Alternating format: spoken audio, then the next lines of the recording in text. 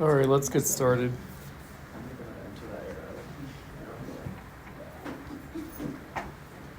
So we will have next week off because of Thanksgiving. And then we will have one mandatory class left after Thanksgiving, after Critique Week. But we will have a optional session the Friday of Critique Week here at the same time. And that will be foreign and formal music. There's also another short piece by John Cage, basically CD liner notes length, a short piece.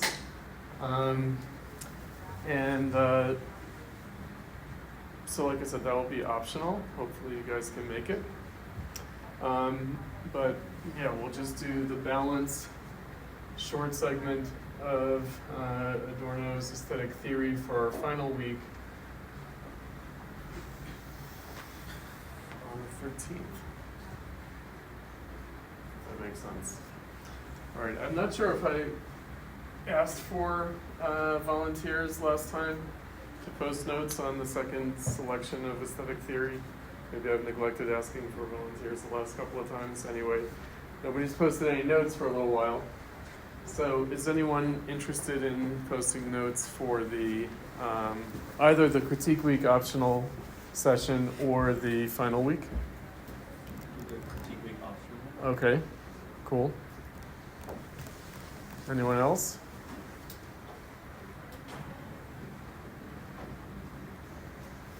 I can do Critique Week. Critique Week, okay, so you guys coordinate. Great, okay. What about for our final selection of aesthetic theory, anybody? The 13th, even though it's the end of the semester. Okay, cool, that's one. Anybody else for the final week?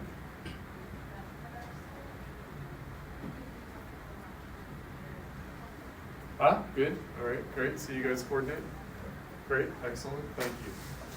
Okay, cool. I appreciate it. All right, so, they've cleared our download, so let's bring up aesthetic theory.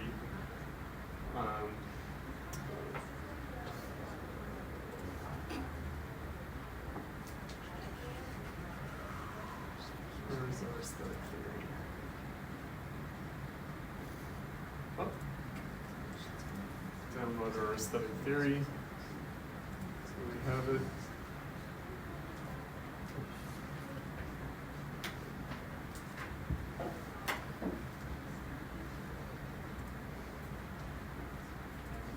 Okay. Now, the main chapter that we've read for this time is the enigmaticalness and truth content. And so the page numbers are for it. Towards the theory of the artwork and subject and object. Okay, so I think that something that might have come up last time that we haven't gotten into, there are some categories that Adorno uses that we need to get up to speed on with lyric poetry and society and with the first section of aesthetic theory that we read last time. We were basically looking at things in a general historical overview and thinking about modernism and capitalism and why Adorno would privilege in 1910, he says, circa 1910, a pre-World War I moment as high modernism, and then very deliberately be writing in the aftermath of that, in the kind of late modernist moment, and in the moment of the emergence of postmodernism, which can be dated to the 20th century avant-gardes that come contemporaneously with the crisis of World War I. even though typically we think of postmodernism as a post-World War II phenomenon, and something that really enters the broader lexicon in art history, art criticism, starting in really in the 1970s. Even though the phenomena in terms of the practices of art usually trace back to the 1950s and 60s. And postmodernism as a response to institutionalized modernism, the way Adorno deals with that is in terms of, as I've said, late modernism. So Adorno uses some philosophical categories, we can say. Really, they're critical theoretical categories, but philosophical categories that are a bit odd. The two that I want to talk about that will bear on the concept of truth content, it's a very strange term, is non-identity. So even though we've previously been talking in historical terms, we've been sort of tracking the prehistory and then the emergence and history of modernism, since that's the title of the course, Philosophy of Modernism. When talking about historical phenomena, however, we might just peg those phenomena to their historical moment. We might just say, okay, this is an expression of this historical moment. When we say something like that, we're positing an identity between the phenomenon and its historical moment. So what we're going to have to think about rather is non-identity, and I think that we already approached this topic with contradiction.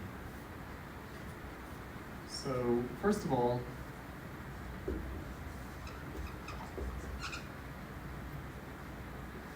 we have to talk about identity.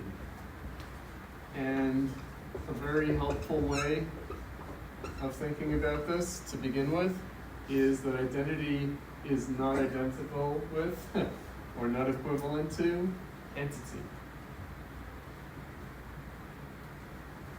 There's a wonderful Ralph Ellison essay that I always like to refer to about black identity. So he's the author of Invisible Man, and what he says is that people confuse entity and identity, right? So they think that it's a matter of being black, whereas really it's a matter of becoming black. Right? So, racism is based on the idea of there being blackness. But actually, no. Blackness is an identity, it's not an entity. It's not a being, it's a becoming. Now, that helps us get at one other peculiar way that this is discussed philosophically, and that is self-identity. Self-identity. So we've talked about this in terms of self-overcoming, right? In the dialectic of being and becoming, self-overcoming. That self-overcoming, the Nietzschean expression, Selbstaufhebung, means self-realization, but also self-negation.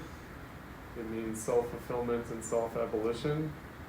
It means self-completion and self-transcendence. Now, of course, when we use these words, especially nowadays, identity and self-identity, we might think that we're talking about something personal. It's about the person. It's really about the category, and about, of course, the substance of the category, the metaphysical object of the category.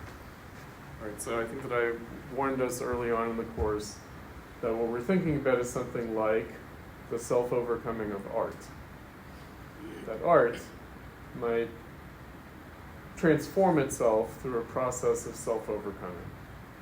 It might transform itself through a process of self-negation as well as self-realization. So that we're looking at like the history of art, we're looking at the fulfillment of a prior potential that also involves a negation of what is, a negation of what art was before, which helps us, we were looking at the Trotsky, art as a protest against reality, right? Art as rebellion, art as specifically rebellion against the academy, but also the successive art movements of modernism as radically moving through a process of negation. So each art movement seems to negate what comes before it. Robert Pippin in the first week of class used the language of, he asked rhetorically, vis-a-vis postmodernism, and vis-a-vis postmodernism is the latest instantiation of modernism. However, also the latest instantiation of what he called the romantic recoil against modernity. He said, how did art become its own subject? And how long can art be about the end of art? Because art has been about the end of art for 200 plus years. Right? We tend to think of it in terms of the anti-aesthetic. Postmodernism, we tend to think of it in terms of the 20th century avant-garde, but in fact, starting with Romanticism, art has been about the end of art. And art has moved in a path of self-negation. All right, so self-identity, process of becoming, so something becomes identical to itself. Something isn't identical to itself. Something merely exists as an entity, but it attains self-identity. It becomes identical to itself. Now, another way of thinking about this is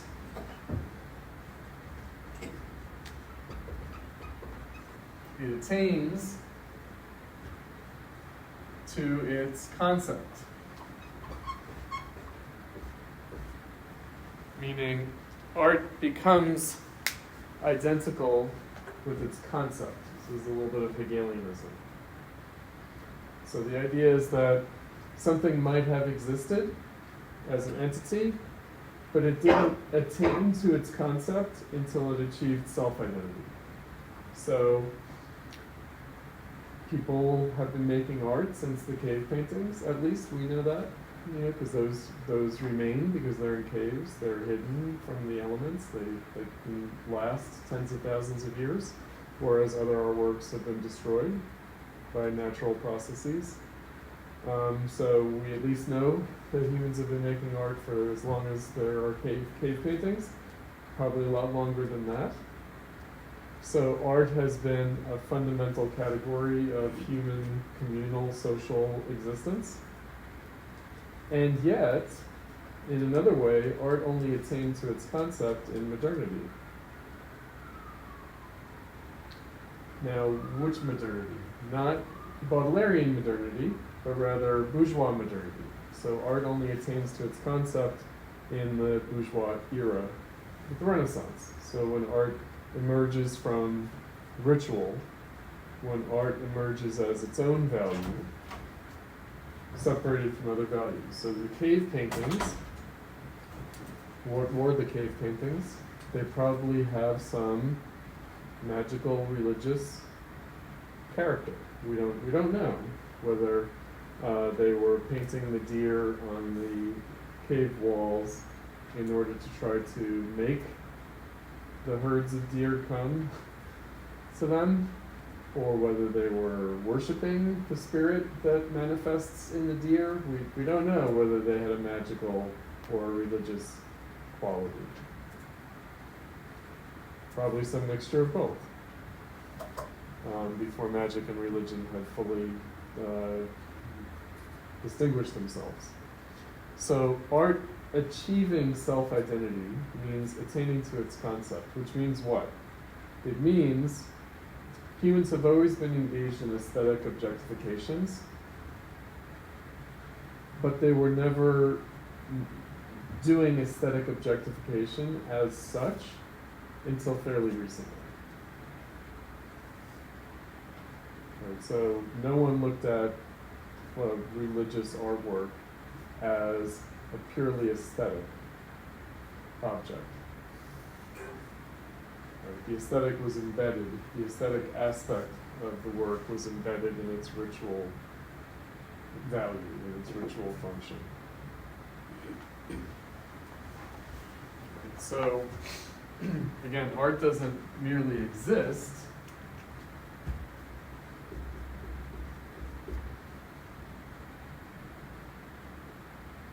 So it's not merely a matter of what is, but rather it's a matter of what ought to be. And so what happened historically such that art ought to attain to its concept?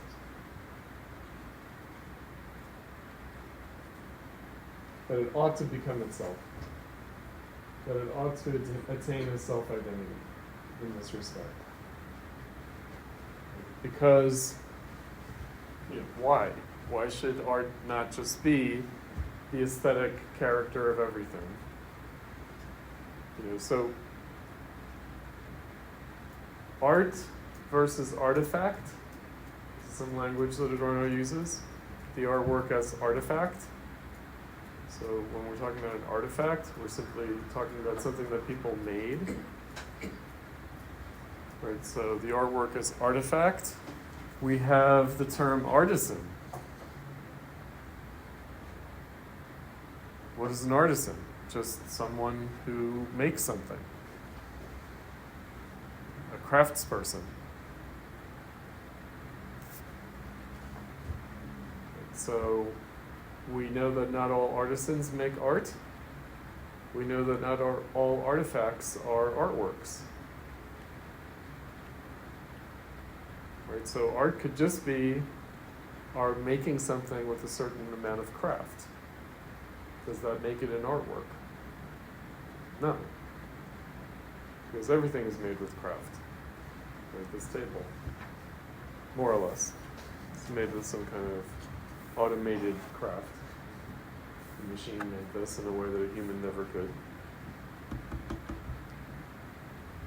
It's an artifact. When we blow ourselves up and then the Martians come millions of years later, it's possible the table will still be there and they'll be like, what the hell is that? Is that an object of worship? Is it an object of aesthetic contemplation? What is it? I mean, there are no Martians, but why would I even pose that as a little thought experiment? Because we live in a world where we look at it as if we are Martians. We're surrounded by artifacts. I think did we talk about this last year? So the experience of going to like a gallery or a museum, and then there's some strange object in the corner, and it's like, is that an art installation? What is that? Is that an artwork, an art installation? No, it's actually just a humidity detection device, right?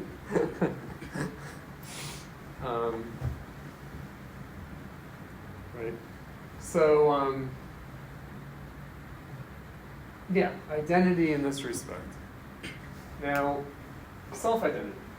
But then there's the question of non-identity.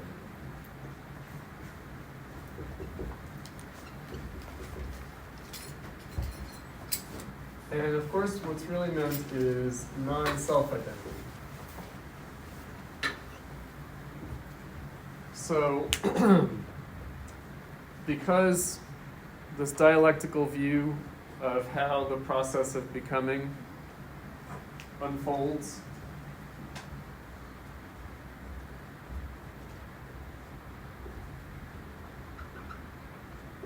so how does a state of being become transformed in a process of becoming?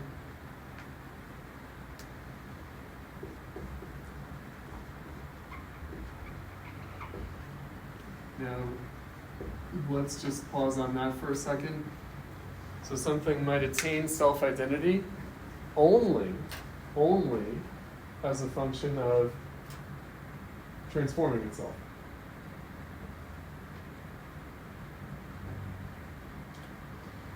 So the idea is something like art can only keep its identity by transforming itself.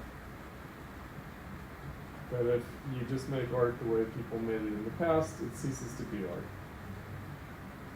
Actually.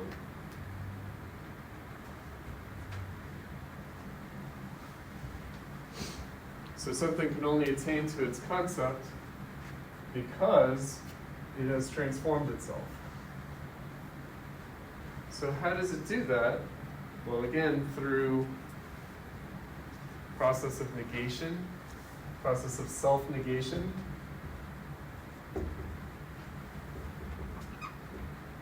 Or process of self-abolition.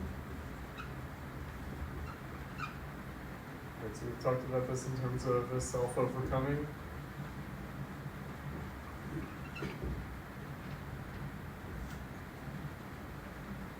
So it only attains or achieves self-identity by first being non-identical to itself. By being non-self-identical. Right? So I was watching Fox News, because I watch Fox News, because I keep up with the Weltgeist. The Weltgeist children. It's the Weltgeist. We're living in the age of Trump, whether we like it or not. It is the movement of history. I've been saying for 8 years.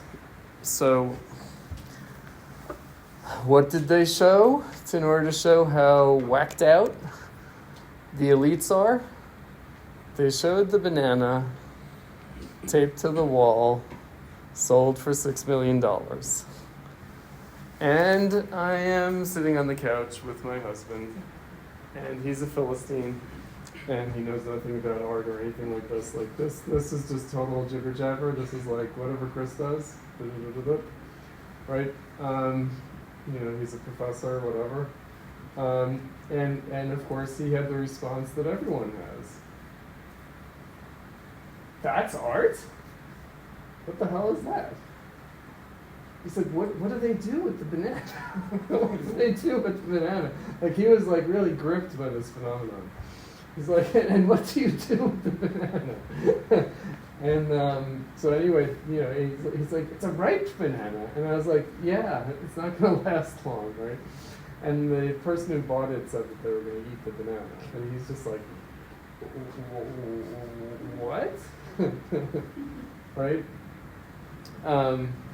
How is that art?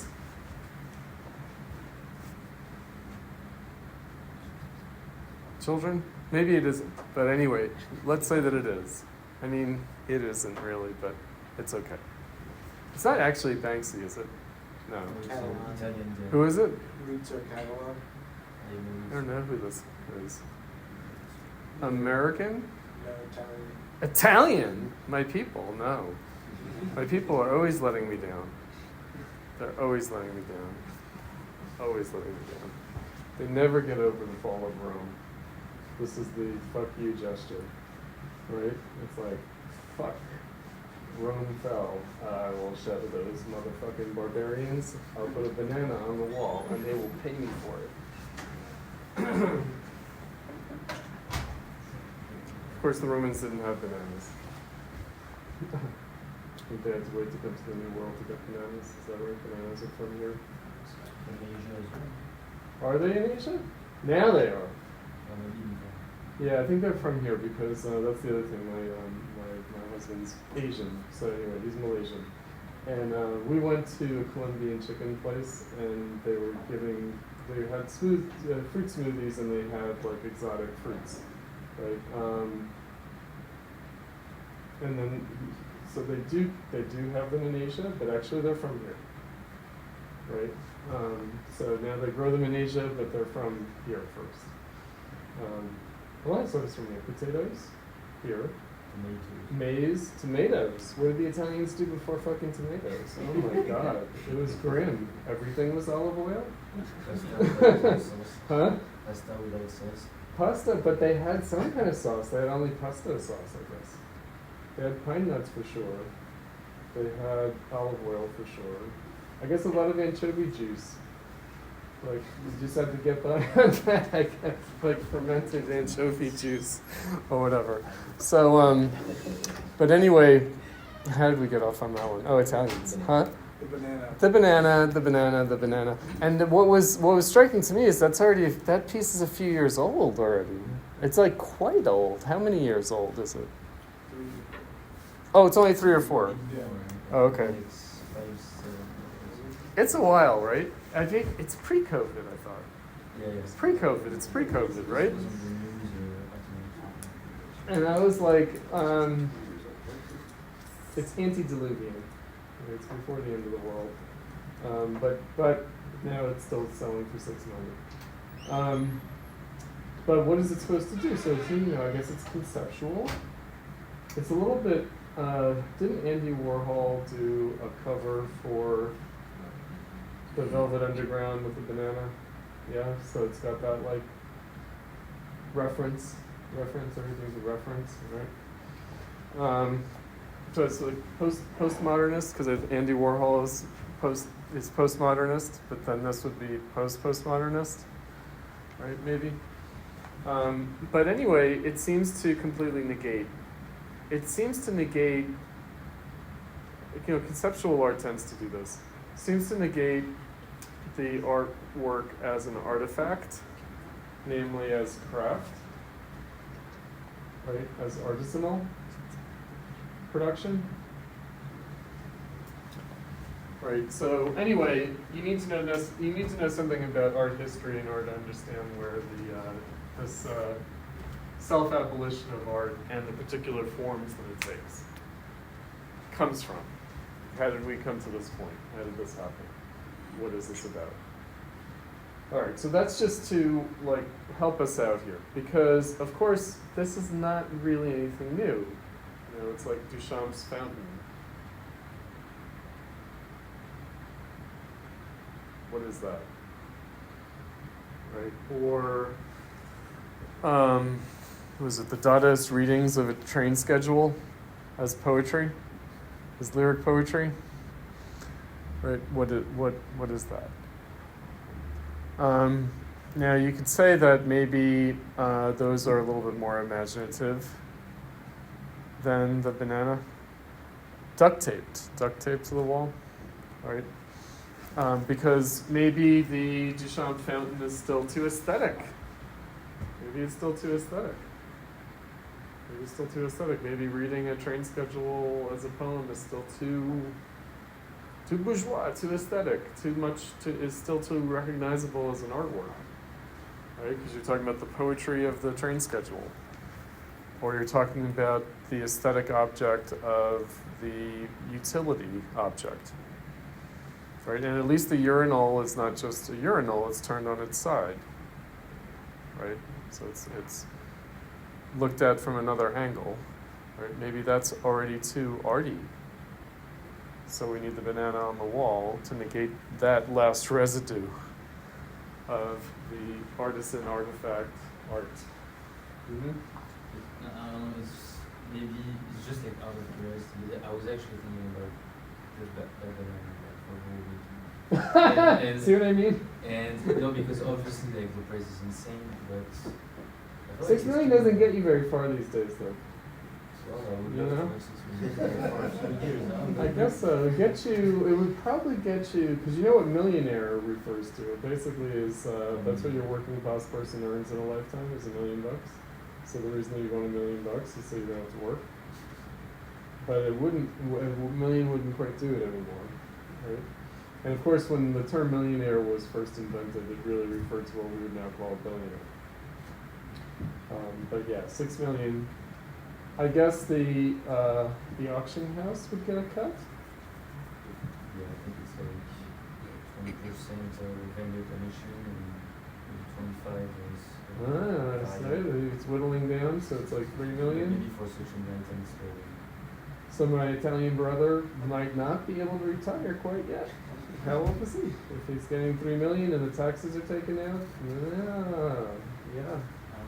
I mean, that was not really my Anyway, that's not what you were thinking about? No, it was Okay. not the press. It was more like the concept of it that was striking me, because I feel like it's true that there is very little, if no aesthetics to the art.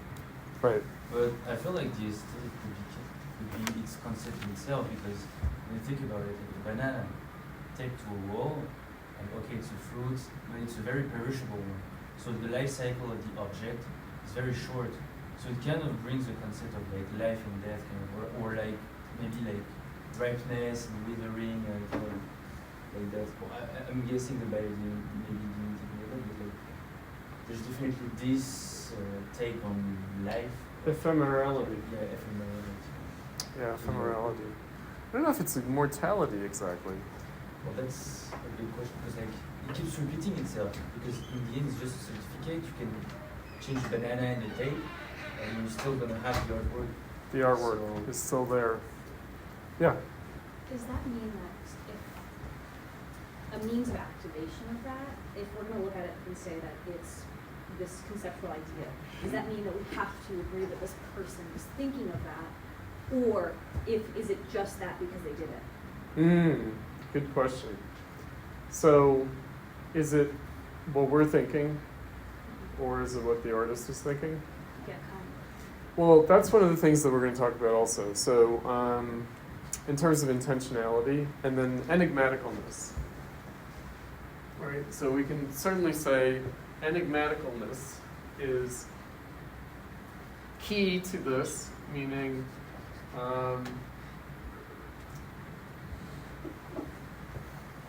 what does it mean? The task of aesthetics is not to comprehend artworks as hermeneutical objects.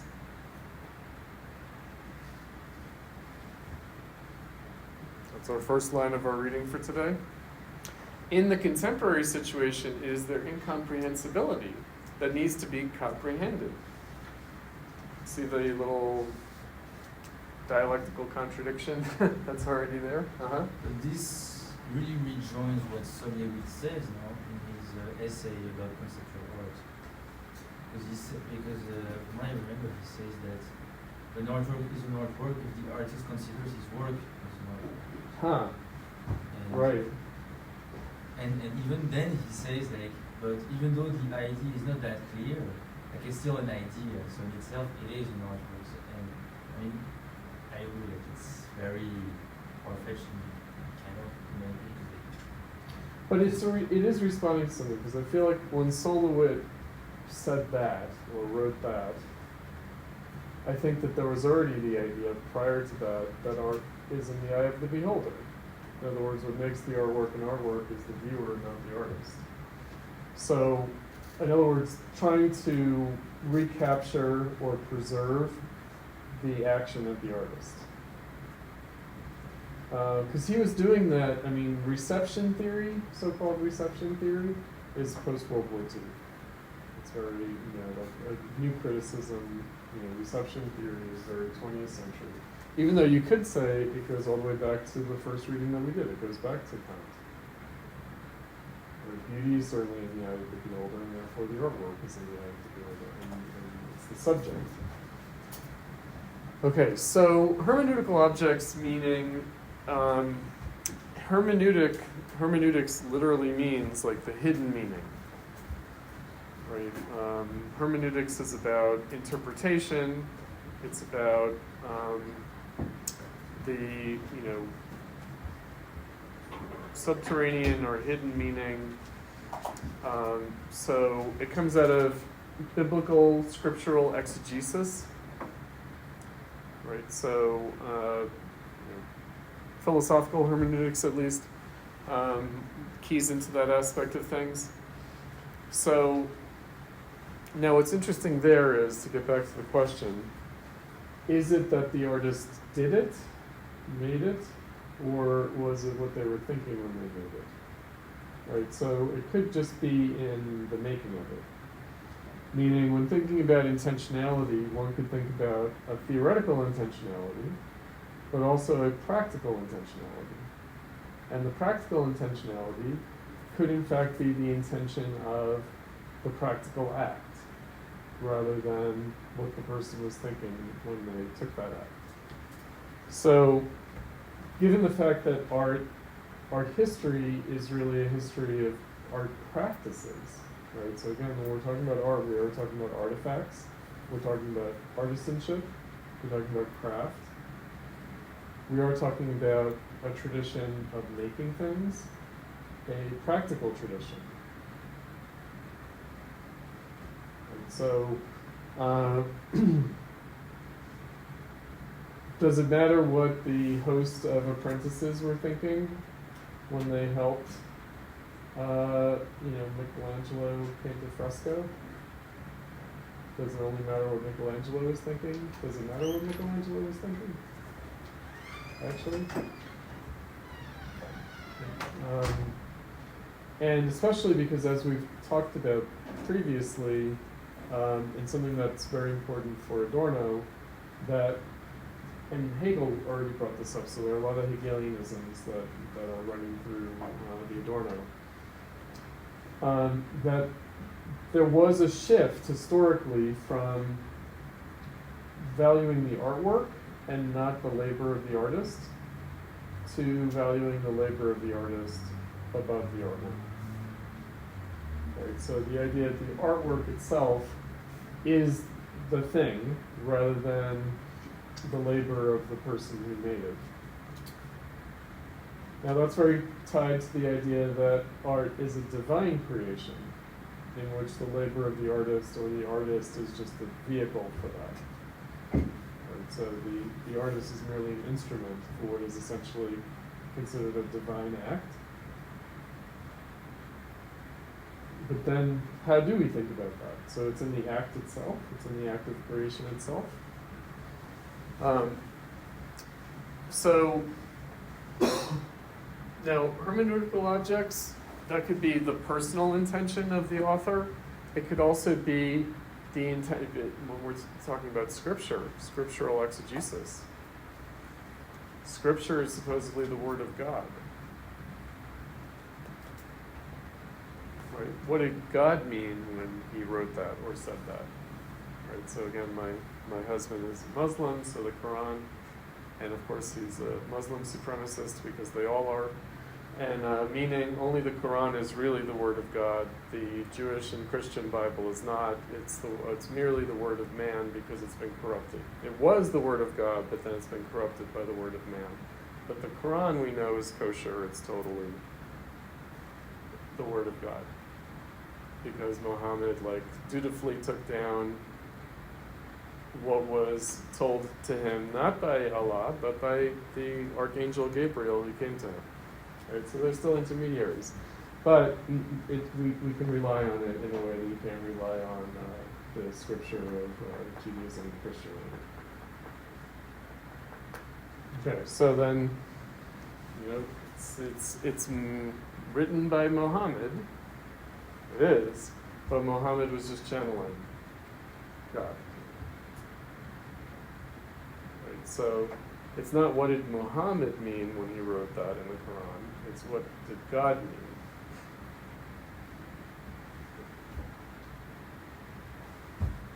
Right? So, it's not that the artist is in the position of God. It's not. The artist is in the position of God. But we can say, again, capital A, art.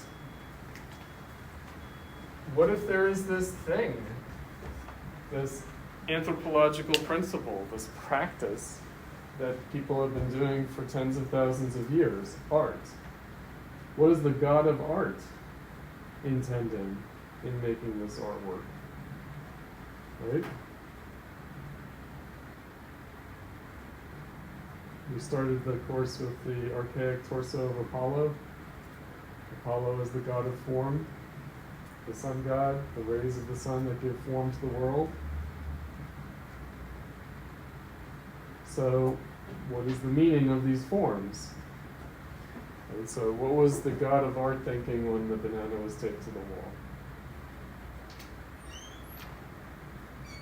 So, when we're talking about like art or capital A art, capital H history, because there's also capital H history. There's Hegelian history. There's the Weltgeist. There's the movement of spirit. Right? So, what was the god of history thinking when the banana was taped to the wall?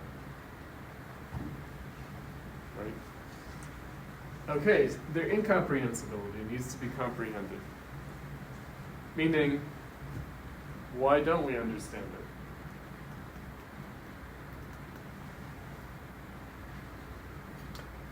What is so resistlessly absorbed as a cliche by the watchword, the absurd, right? Our banana taped to the wall is absurd, right? Could only be recuperated by a theory that thinks it's truth. It cannot simply be divided off from the spiritualization of artworks as counterpoint to that spiritualization. So that's the geistic spiritual character of artworks. This counterpoint is, in Hegel's words, the ether of artworks. It is the spirit itself in its omnipresence and not the intention of the enigma. So it's not meant to be an enigma. It's not meant to be a puzzle, and yet it is. Right? So when we're thinking about the banana taped to the wall, we think we're looking at a puzzle. What does it mean? And did the artist encode that puzzle, encrypt the puzzle for us to decode? Or did, again, this god of art history do that? Right. What brought the artist to do this? Do they even know? Right. Especially if it seems like some logical next step in the history of art. Some logical next step in the history of art that also seems to be the present as a kind of goal of the past, that the entire history of art was bringing us to this point, the banana on the wall. This is one of the reasons why this is absurd and absurd, right? So there's absurdity and there's absurdity. So there's what Adorno means by the absurd, and then there's the colloquialism absurd, meaning can it bear that? That's why I said, is it art? Maybe it's not. Maybe it's not, because maybe it can't bear that significance of the entire history of art leading to the point of putting a banana on the wall. Right? That would be a criterion for thinking about whether something is art or not. Can you plausibly say that the entire history of aesthetic objectification has been leading in some way to this point? If you can't, then maybe it's not art. Now, what Adorno is saying is something else, though. He is saying, actually, maybe that's impossible for anything. Maybe nothing can be art in that sense. But it would pose that question, nevertheless. In other words, even if it's impossible for art to bear that weight of art history, the question of why it can't would still be there. And that's why the enigma is not intentional, meaning it's neither a trick by the artist to confound our comprehension, nor is it a trick of this institution, art, the art world, right? Which is what certainly my husband thought. My husband thought, what the hell are you guys doing over at the Art Institute such that this could happen? And I was like, I don't know, I just work here. And asked me, I just work here. You know, maybe you should ask the administrators of the Art Institute or all such art schools, right? Or the editors-in-chief of all art journals, right? Whatever the guild, whatever the collegium of art might be, right? But they aren't playing a trick on us either. They aren't playing a trick on us either. So what is playing a trick on us? Well, art history. But did art history intend to play this trick on us and give us this enigma? And that's where art history, of course, has to be understood within a larger history, within a larger historical context, right? So art is a practice. It does have its own history that goes back tens of thousands of years, and yet also is inseparable from the broader social and cultural history of which it's a part. So here he says, not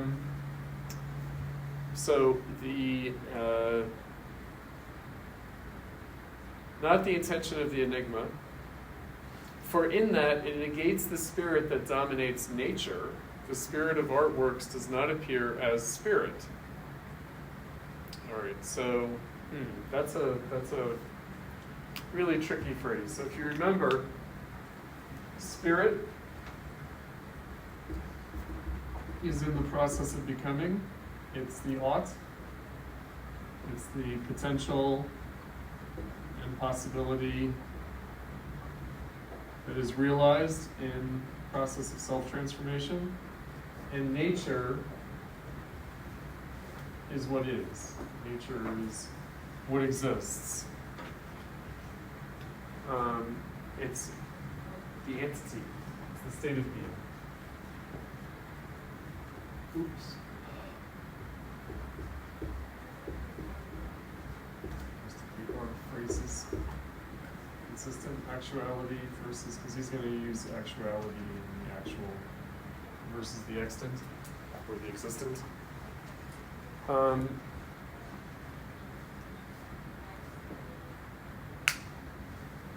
What would it mean to say that nature is dominated by spirit? That spirit dominates nature. So really what we've talked about previously is how spirit realizes nature. Oops. This is just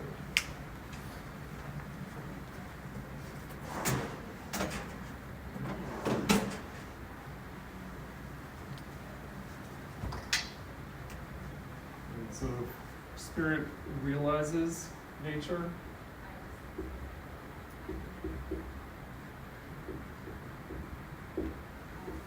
So spirit is the self-realization of nature.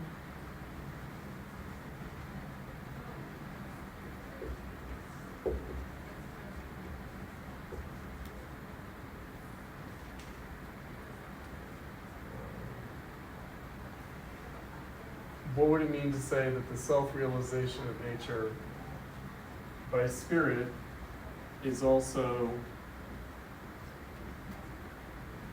the self-domination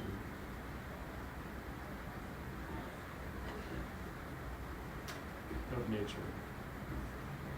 And I just want to remind us of this because it's important.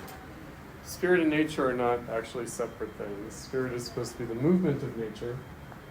It's supposed to be nature's own property. Self-domination of nature, meaning how is it that nature has come to dominate itself in its process of self-realization, in its process of self-transformation.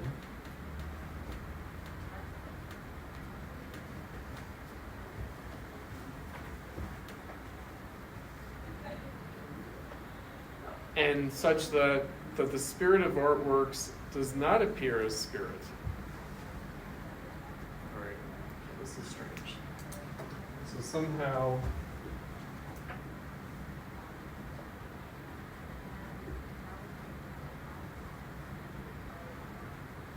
the artworks as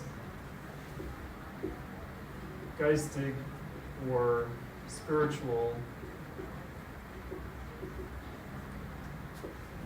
are contrary to this self-domination of nature. All right, so if you recall from earlier in the course, nature is not just physical nature, it's not biological nature. It's everything that exists, everything that has come into existence, including what has come into existence historically. So the self-domination of nature would be some way in which history or the past dominates the present.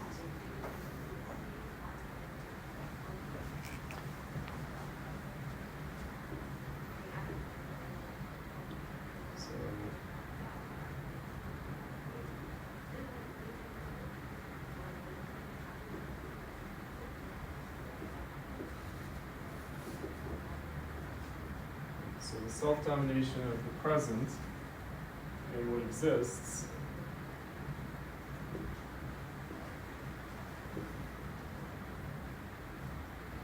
by the past or by history. Somehow artworks are resisting that or acting contrary to that domination.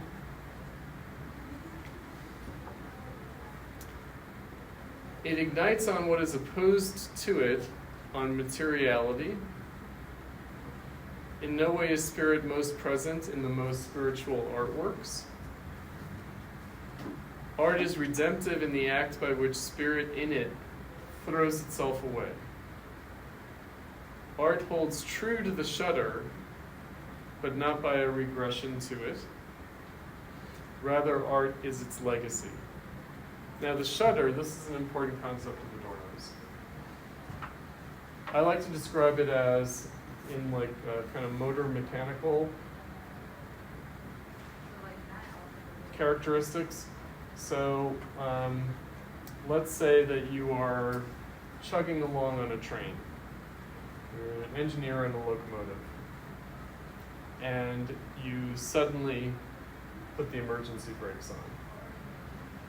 How is it going to stop? Right? It's going to stop in this kind of jerky, shuddering way. It's not going to slow down smoothly, nor is it just going to come to a halt abruptly. It's going to sort of shake as it slows down. So there's going to be a opposition between the momentum, the inertia, the forward movement, and the contrary force of putting the brakes on. Right, so this is what the shudder is supposed to indicate about the movement of history. So the movement of history is such that you experience a shudder. You experience two opposed forces affecting the motion, affecting the movement. Now, psychologically, the shudder is this kind of uncanny. You might shudder with horror. You might shudder in fear or in terror. You might sort of react. You might be sort of snapped out of your moment, suddenly shocked. But shudder tends to be more like just a little bit of something, like not totally frozen in fear, not transfixed in horror or in terror, but just shaken a little bit.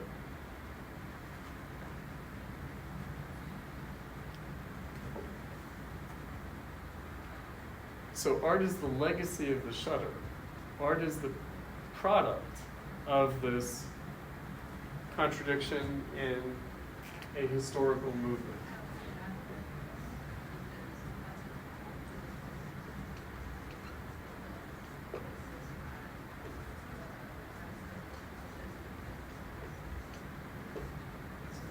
How is something the product of the movement of art history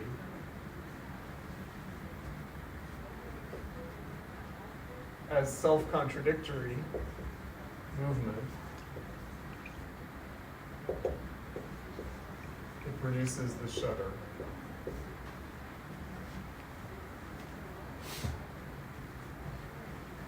The spirit of artworks produces the shudder by externalizing it in objects. In other words, we are talking about art history, we're talking about art, we're also talking about history.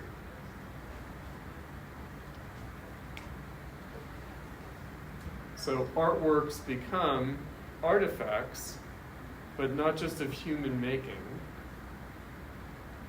not just of artisan craft, but they become artifacts of a historical movement. They become artifacts of a shudder. They become artifacts of a self-contradictory movement. Now here's another point. Does the banana on the wall give us a shudder? No, maybe not so much. Maybe not so much. But that would be another criterion. Is it an artwork? Can it bear the weight of the telos of art history? Can it see itself in some way as the goal of all aesthetic objectification historically hitherto up to this point? That would be one criterion. But here's another criterion. Does it produce and seem to be the product of a shudder? Does it have that effect? Does it strike us in that way? Does it relate to other artworks? Let's say that we leave it outside the domain of a subjective response, like a psychological response, an aesthetic response, an aesthetic feeling. We'll just look at in terms of art history. Does it seem to produce a shudder in the flow of the evolution of artistic practices, or not? Mm-hmm. The specific shudder that Adorno is talking about, like this clarification-wise, I'm curious what the two. Does it mean that the two contradictory forces within the history? Oh, the forward and backward movement, right? So the forward and backward movement. So that would be, okay, so as a movement, let's think about it in terms of history. I think that we've talked about history in this way previously. So history is not equal to the past, merely, but rather the relation between the present and the past that moves in both directions. Right? So the past acts on the present and the present acts on the past. Now that wouldn't be contradictory, but again, if we think about, okay, so let's say this bidirectional movement, the past acting on the present acting on the past. What would it mean for that reciprocal action to produce a shudder? Right, so there would be some mismatch there. Right, so here's the way of thinking about it. So here's another criterion for artworks. So do artworks seem like the culmination of what came before? Do they seem like some kind of goal of the history of art? But also, do they allow for a new perspective, a productive, fruitful, like really new and different perspective on the history of art? Meaning, not just the past leading to the present, but how the present casts back onto the past a significance, a new and different significance that it didn't have before. So the self-transformation, it's not just the self-transformation of the past that produces the present, but it's the self-transformation from the standpoint of the present that affects the past. So are we transforming the history of art in the present artwork? So again, this is where it helps to think of the movement being one of becoming not self-identical and becoming self-identical. That kind of reciprocal action. That something becomes self-identical by becoming non-self-identical.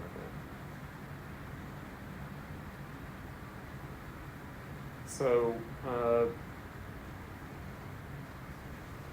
the idea would be every great artwork changes all the art that came before it.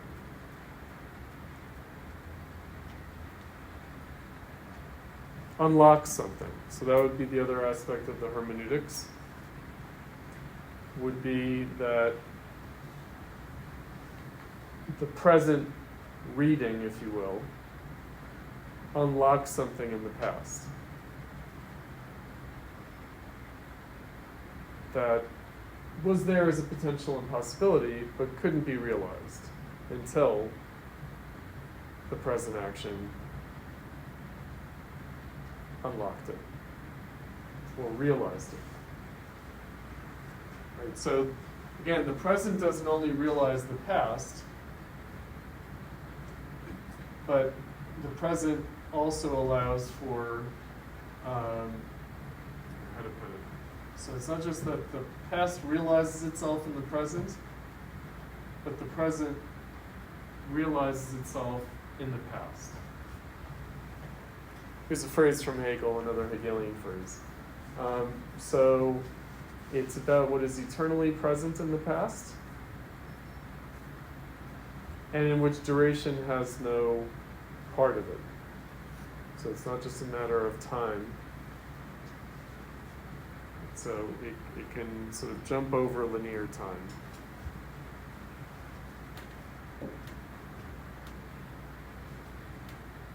Thus, art participates in the actual movement of history in accord with the law of enlightenment. By virtue of the self-reflection of genius, what once seemed to be reality emigrates into imagination, where it survives by becoming conscious of its own unreality. Now that's a bit peculiar. Let's see how he completes that thought. The historical trajectory of art as spiritualization is that of the critique of myth as well as that towards its redemption. The imagination confirms the possibility of what it recollects. This double movement of spirit in art describes its proto-history, which is inscribed in its concept, rather than its empirical history. The uncheckable movement of spirit toward what has eluded it becomes in art the voice that speaks for what was lost in the most distantly archaic. So art is able to realize things that were lost along the way, historically. Again, that's what it means to sort of jump over linear history.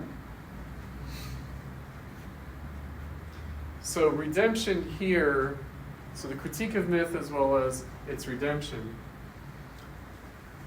So in Hegelian terms again, art would be part of the process of enlightenment. It would be part of the progress in the consciousness of freedom, by which what was enlightenment is revealed to have been myth. What was myth is revealed to have been a form of enlightenment. So when we look back at the forms of enlightenment of the past, we call them myths. But our own enlightenment is going to become a myth. It's going to engage in a process of self-mythologization. So he's trying to overcome this kind of capital E enlightenment, kind of polemical opposition to myth, right? That distinguishes itself from myth by saying, well, actually, enlightenment is about the redemption of the myth, redemption of what was a striving towards enlightenment in the past, but now has become myth. So here's art, progress in consciousness of freedom as a geistic activity. Art is a process of enlightenment. However, art also mythologizes itself. In that way, art is myth.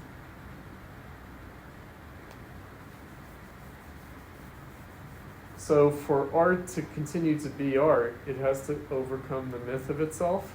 It has to be in a constant process of overcoming its self-mythologization.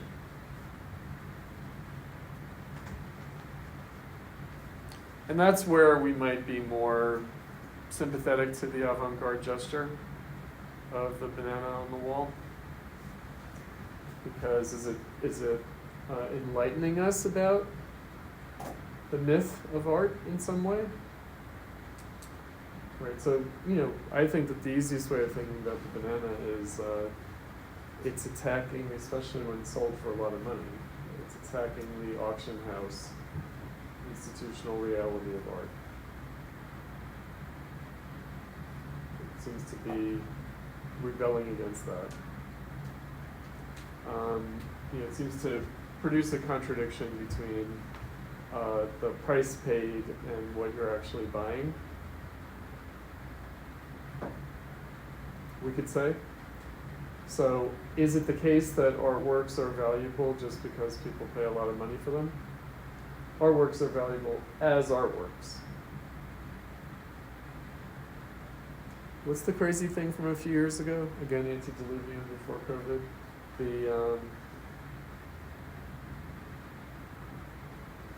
What's the term? It's like, I think Melania Trump even issued some. That internet thing, oh my gosh. It was like crypto. It's like, what, Computers have like. why am I thinking of it as like, it's like NIF or something? What is it? NFT. Huh? NFT. NFT. Yeah. Well, non-fungible token. Non-intelligible function. The non-fungible non-fungible token. So, how do you encode value, right? Because it is connected to crypto, right? So the non-fungible token. I thought it was like kind of a money laundering thing with crypto. That's Probably. What it seemed like. It's all money laundering. Meaning art is pretty much money laundering. Remember Hunter Biden? Remember his crack pipe art?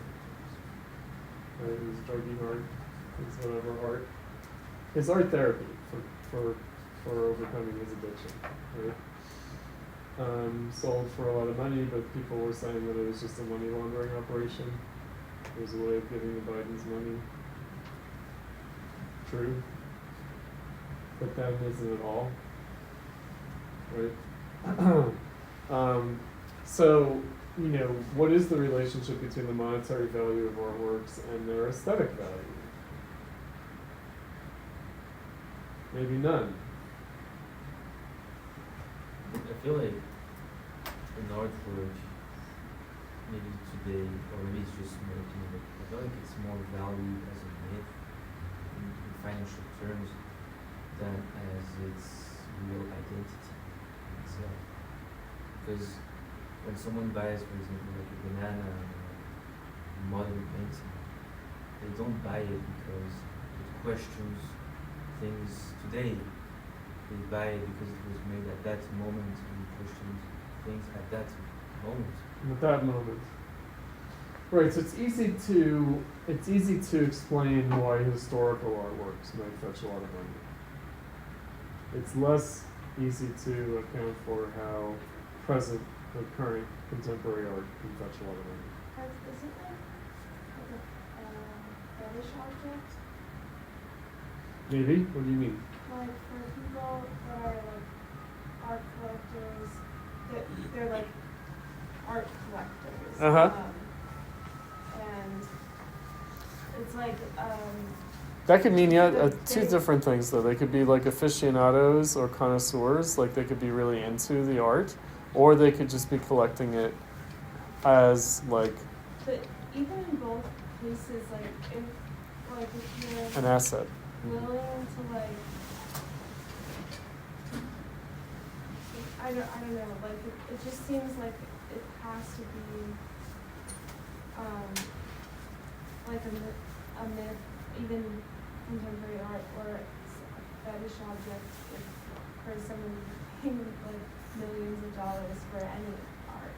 Like it's just like a crazy thing, and it seems like the value is. I mean, there's probably some institutional reason why things can get pricey. So I don't know, I'm sorry. No, right. So, no, let's take it back a second. So, artworks have been assets for investment for a long time. In other words, people would buy artworks because they maintain their value better than other assets. Right? They're more stable in their value, supposedly, than I don't know, stocks, or than even real estate. Now there are bubbles in art. There are financial bubbles. There are, but the reason why people might invest in artworks is because they might be betting that it will hold its value better than other investments. That's been going on for 200 years. That's been going on since the early 19th century. And the corruption of the art market was a complaint by artists and critics of the time. Right? So there was this idea of, well, maybe certain art is being promoted critically just because there are vested interests in maintaining the financial value of the art. This is with respect to contemporary art, like not historical artworks, but art being produced in the present. So if you want to keep up the value of the work of a certain painter, you might want to ensure that they continue getting high-profile exhibits, that they still get written about, that they still get attention from critics. Right, and it was understood, like, art critics were bribed by people who owned collections of contemporary artworks. That was demonstrated, that happened, right? Like there was manifest corruption. And there are subtle ways that can happen too. Like maybe you don't bribe the writer, you bribe the editor.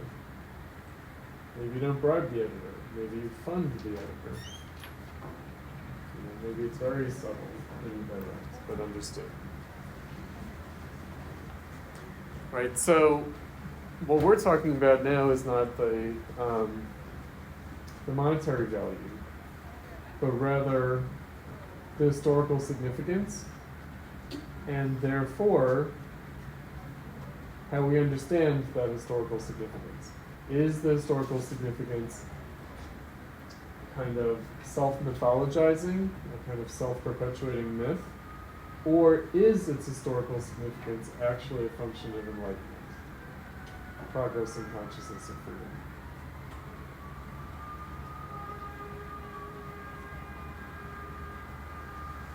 I mean, the interesting thing about, like, Sol LeWitt was mentioned. So Sol LeWitt and the banana on the wall. Right, that these are not objects that can be acquired in that way. So what is the artwork of a Sol LeWitt piece?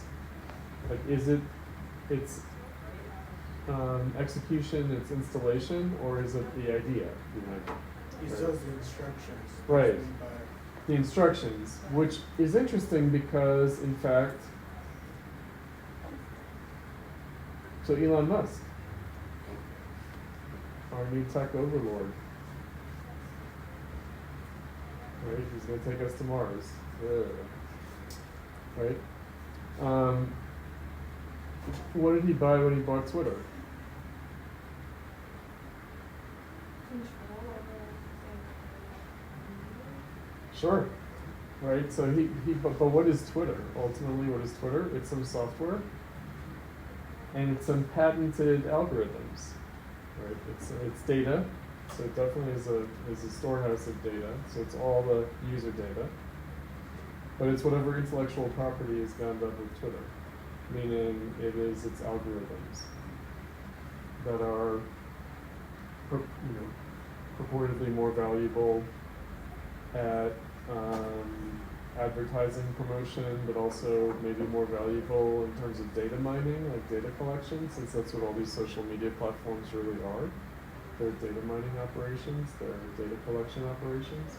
So maybe Twitter knows how to collect user data in some ways that Facebook doesn't, or Instagram doesn't, or TikTok doesn't. Right? So that's what he bought. right? He bought those algorithms, that intellectual property. He also bought all the users, right? That's why people think that they can hurt Elon Musk in his investment by quitting Twitter. Right? But if Twitter has fewer users, then somehow that diminishes its value. How and why that's the case is interesting, right, to consider. So why did I bring that up? Oh, SoloWit instruction. So by SoloWit selling the instructions for a work, but that's the work. The work is the concept, but it is the instructions. So it's some kind of intellectual property. It's some kind of patented process. It's some kind of trade secret. Right? Is there a special trade secret to making a SoloWit artwork? And how would you know? Did you have to acquire multiple instructions of SoloWit works in order to glean what the essential SoloWit conceptual art piece amounts to? How would you know whether something is an authentic SoloWit?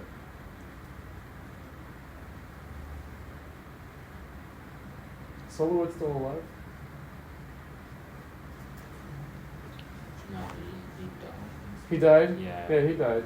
Right, so then how do we know that some notes that someone discovers in some shoebox somewhere is an actual SoloWit instruction and not some like bratty art student making it up and fobbing it off in order to make some money? So I have a funny story. So my friend is at MIT and they have this thing where they can like borrow works of art for their like duration of time when they're there, like from the museum. Uh-huh. So they like gave him a list to choose from. He chose the SoloWit. Uh-huh. So Borrow.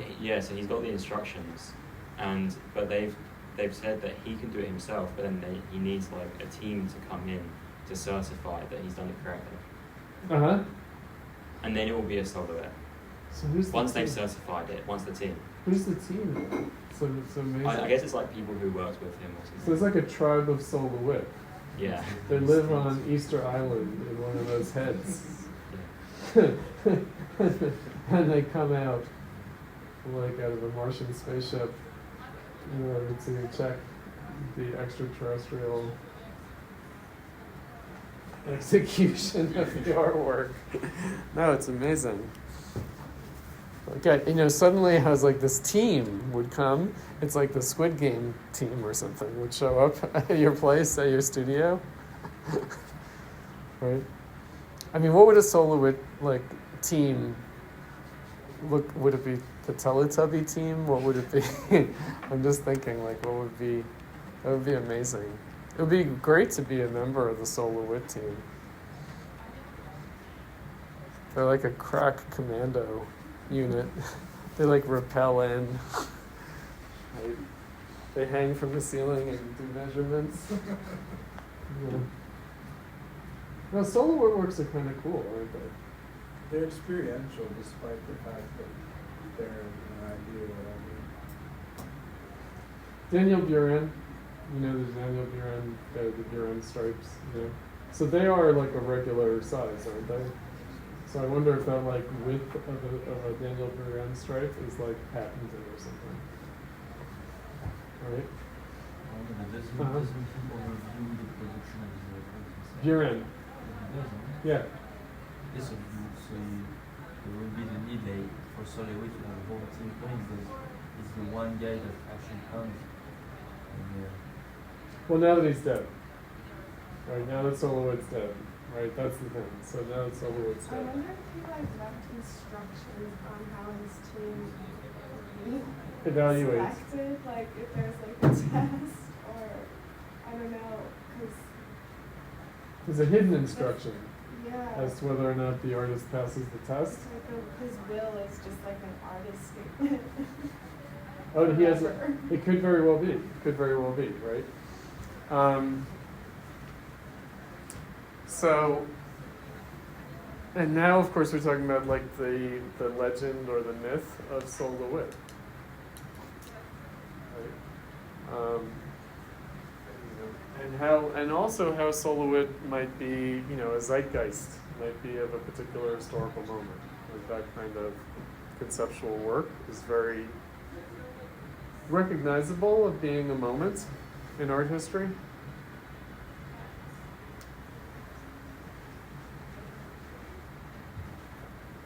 Okay, so,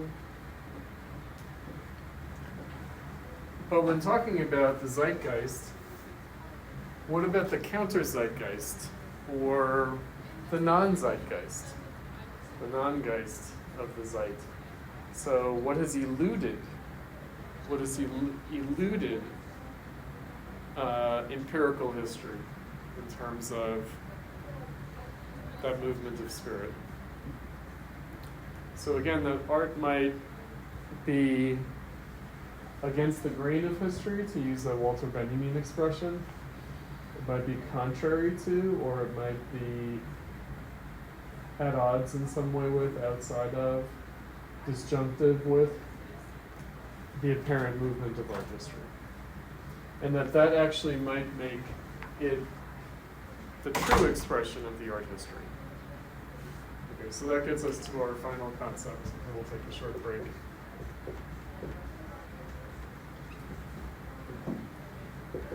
The truth content, and this is the really bizarre, this is another Hegel thing. So the truth content, so the truth of something is actually its opposite. Or the truth content of something is what contradicts it.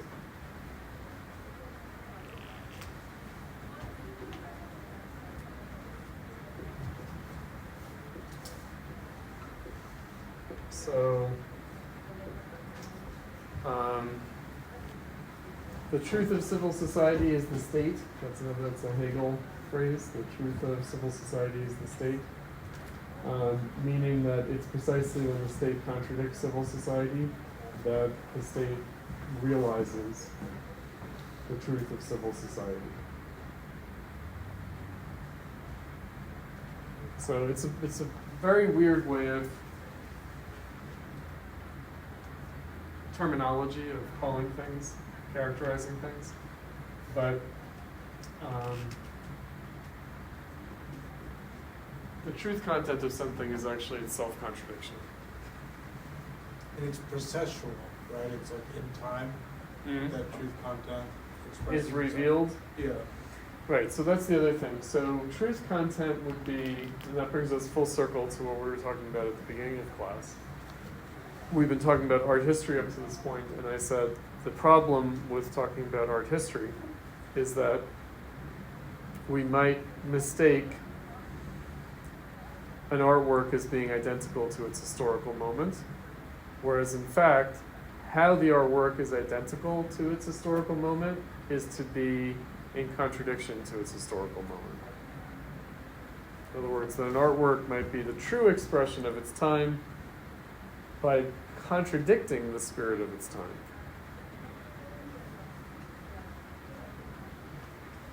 So again, this would be a moment of non-self-identity.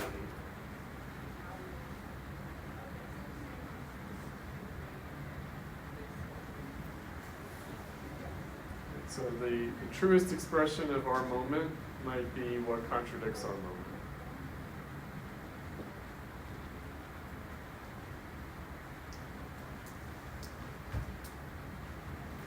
Now, why is that? Because, again, there's merely what exists versus its actuality. Namely, its unfulfilled potential and possibility. So it would be at odds with its existent character.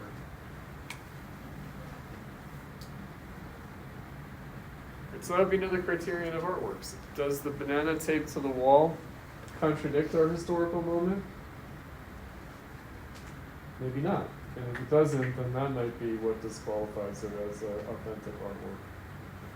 Right, so certainly the Fox News people, when they highlighted this, they were like, oh, this is so typical of the elites. Right? In other words, it completely confirmed their concept of elite culture and of the art world. So in that way, it's also not art. Because to be art, to be the authentic artwork of our moment would have to mean contradicting the spirit of art history of our time.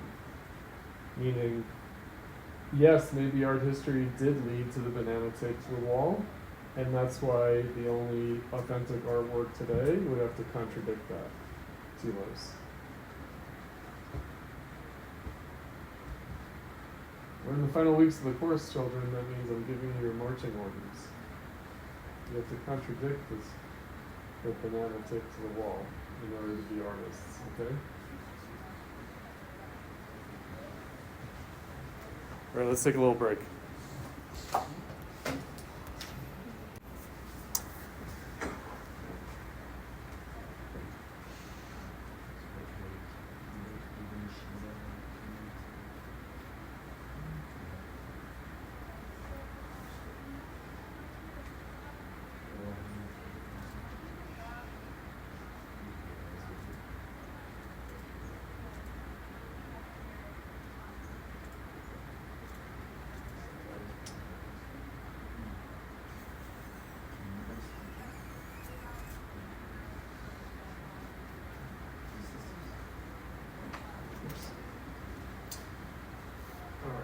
So let's get back to aesthetic theory.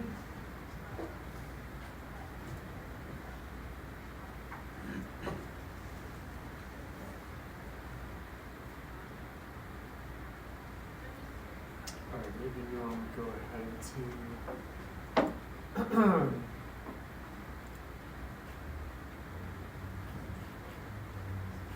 subject-object. All right, so when we've talked about subject and object, this brings us to another concept in Adorno that I've run out of space on the board. The concept of reification. So we have two concepts. One is identity, non-identity, and the other is reification. So reification is with respect to subject and object. Let me bring up the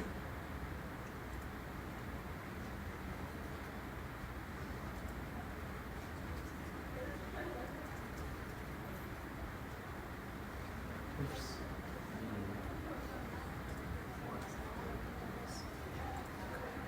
Oh.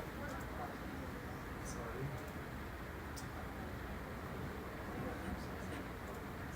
I actually have a chart of terms as a PDF that we can look at in lieu of the dry erase board. So this is actually a concept from Lukács, but it's a different Lukács than what we read. It's not the theory of the novel. It's later Lukács, the Marxist Lukács, from History and Class Consciousness. So it's a term that he didn't invent, but he mobilized in a particular way, Lukács. So it refers back to Kant and Hegel and their concept of subject and object. So the idea is that we don't know the thing in itself. We only know it as an object. Right, so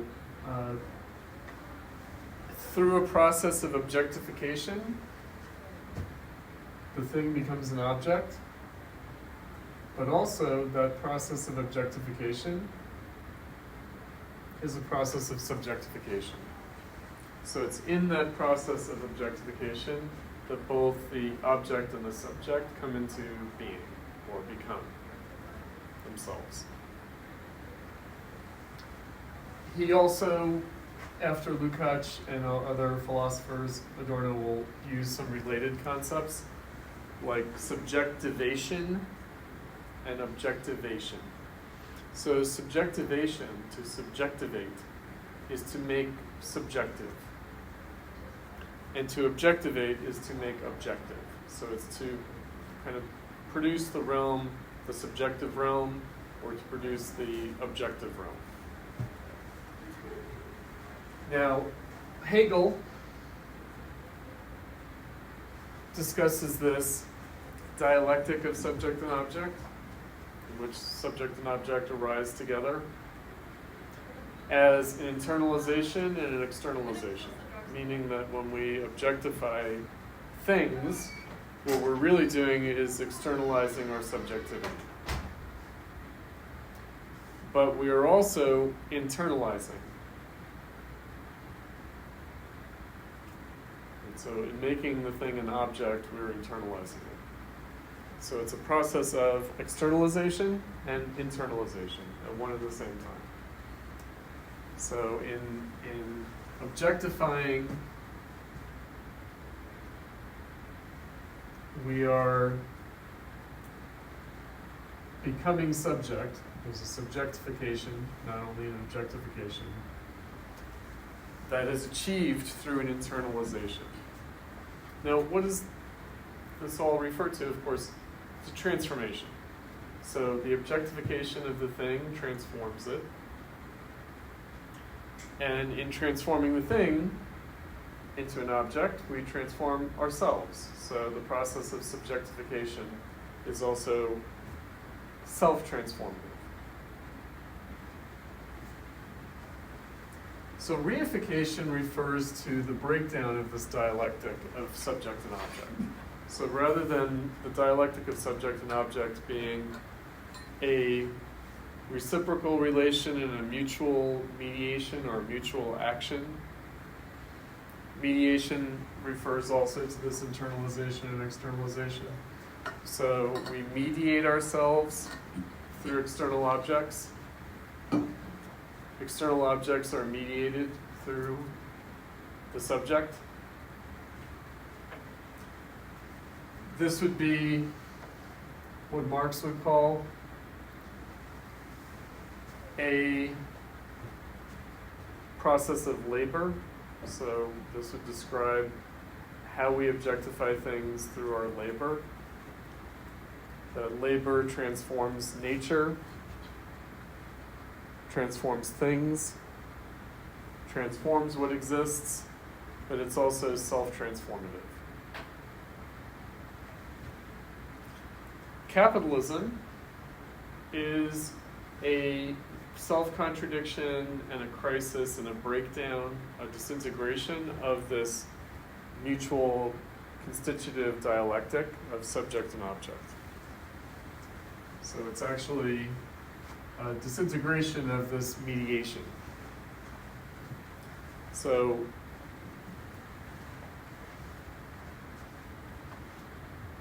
the effects of which, the manifest phenomena of which are, to use Lukács's language, a phantom-like objectivity, reified consciousness,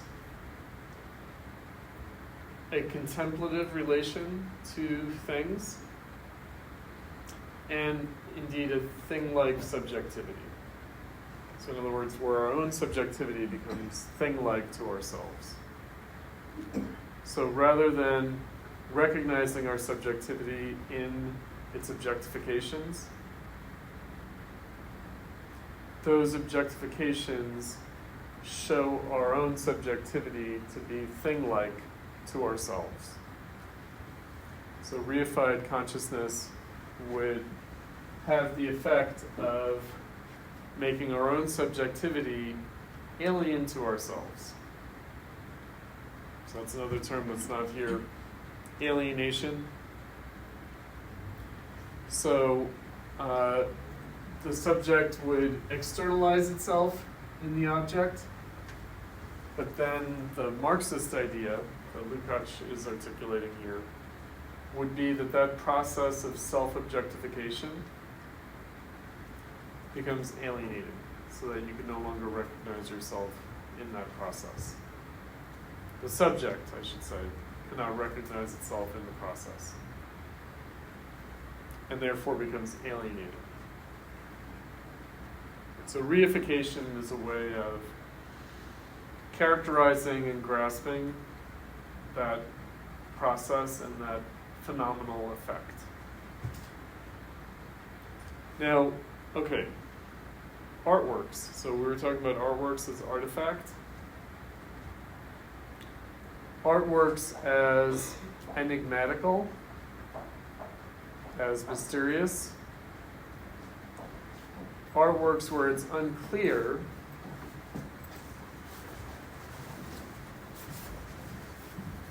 how the subject is objectified in it. Now again, the subject could mean a variety of things. It doesn't have to be the personal, psychobiographical individual. It can be the artist as such. Right. It can be, again, art itself, or art history itself. Right. Can we, in the banana tapes of the wall, can we recognize this as a self-objectification of artistic subjectivity, or of the subject of art? One of the phrases that Adorno uses in aesthetic theory, he says, art is a comportment. Comportment. You know, it's a practical activity. It's a practice. It's a process. But it's a comportment in the sense of a way of comporting oneself. And that would be true for both the producer and the consumer. It would be true of both the artist and the viewer, or the listener, or the reader. Right? That it's kind of a mode. It's a practical mode. So when looking at an artwork, one adopts a comportment. So it's of course true that in making an artwork, one would adopt a comportment. So when that becomes reified, it becomes something that is no longer recognizable as a spiritual activity, to use the language from the first half of class. It becomes less recognizable or unrecognizable, less comprehensible or even incomprehensible as a truly subjective action, as a free act. So if we go back to Kant, we go back to the teleological beings, the beings that have themselves as their own cause. Purposiveness without purpose. So what does that mean? It means that the only purpose is the purposiveness. There is no external purpose. There's only an internal purpose. So can we see the artwork as autonomous in the sense that it legislates itself, it rules itself, it is its own cause, it's not caused by something else? It seems to be the product of its own self-realization. Right, so again, the subject of the artwork is not necessarily, not primarily, not identical with, certainly not reducible to the psychobiographical individual of the artist. It's more the artist as artist.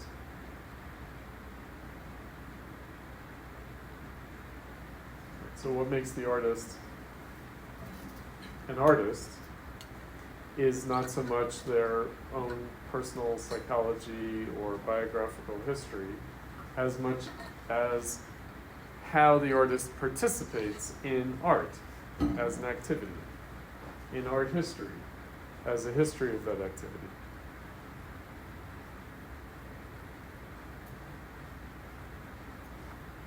And so when you're making art, you not just acting as your personal self, you're acting as an artist.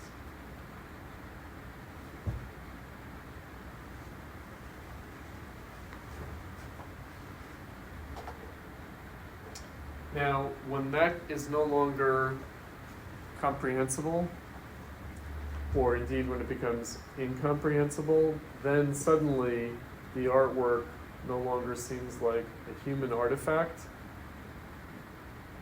or an artisanal creation, the product of a craft, but becomes like a thing. Becomes reified.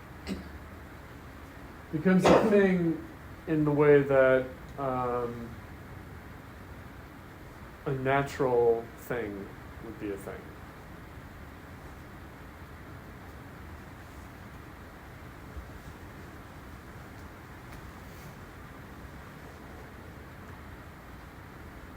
Now, it's not really a full reversion to the thing. That's why Lukács uses the term phantom-like objectivity. Meaning we do recognize it as an artifact, as an object, but in it's a phantom-like. Meaning it's unclear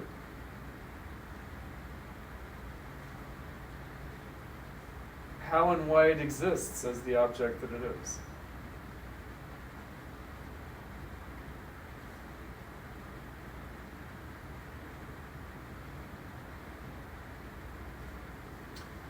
So contemporary aesthetics is dominated by the controversy whether it is subjective or objective. But what would subjective and objective even mean? So it goes back to our first questions about the banana on the wall. What was the intention of the artist?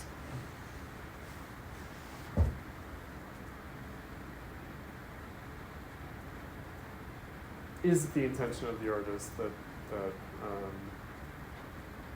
determines its status as an artwork?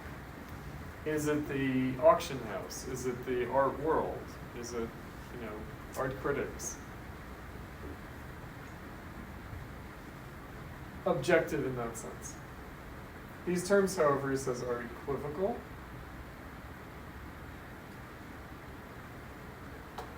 We have a philosophical term, so he's using one side of it, philosophical.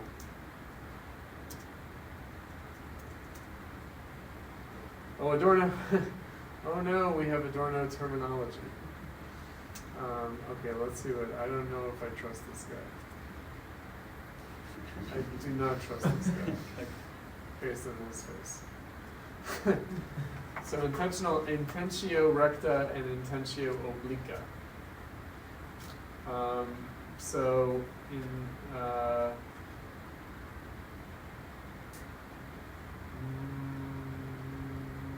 actually, okay. The last one is probably the last one. This one? Yeah. Right. So in terms of the thing itself. So is it the thing in itself, the intentio recta, or is it the image of the thing, the intentio obliqua?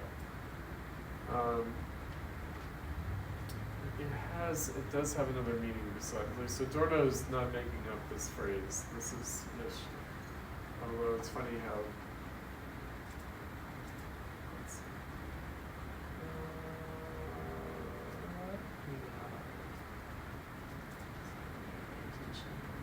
All right. That will have to do. So intentio recta refers to the thing in itself.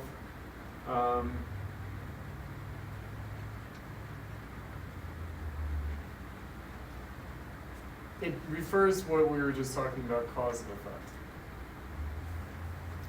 So variously, the controversy may focus on the conclusion drawn from subjective reactions to artworks, in contrast to the intentio recta toward them, the intentio recta being considered pre-critical according to the current schema of epistemology.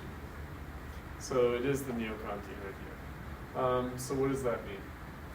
It means, again, we don't know the thing in itself, we only know it as the object, and the object as it appears.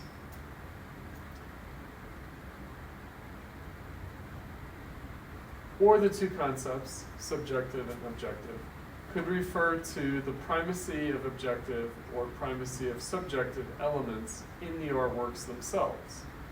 In other words, it's not just the attitude of the viewer. In keeping, for instance, with the distinction made in the history of ideas between classical and romantic. Okay, you made a big jump there.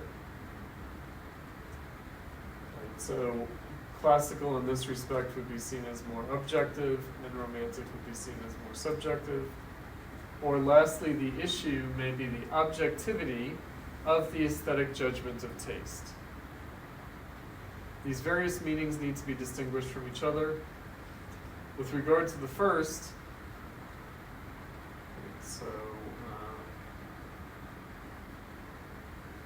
the direction of Hegel's aesthetics was objective, whereas with regard to the second, his aesthetics probably emphasized subjectivity more decisively than did that of his predecessors, for whom the participation of the subject in the effect on an observer was limited, even in the case of an ideal or transcendental observer. For Hegel, the subject-object dialectic transpires in the object itself. The relation of subject and object in the artwork, too, must not be forgotten, insofar as it is concerned with objects.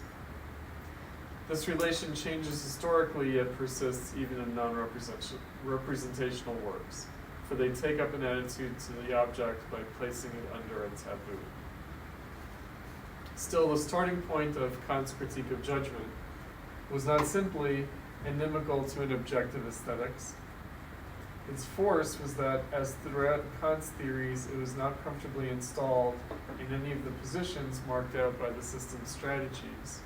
Insofar as, according to his theory, aesthetics is constituted by the subjective judgment of taste, this judgment necessarily becomes only a constituent of the objective work, but rather bears in itself an objective necessity, however little this necessity can be reduced to universal concepts. All right, let's unpack some of that. So first of all, a distinction that's made is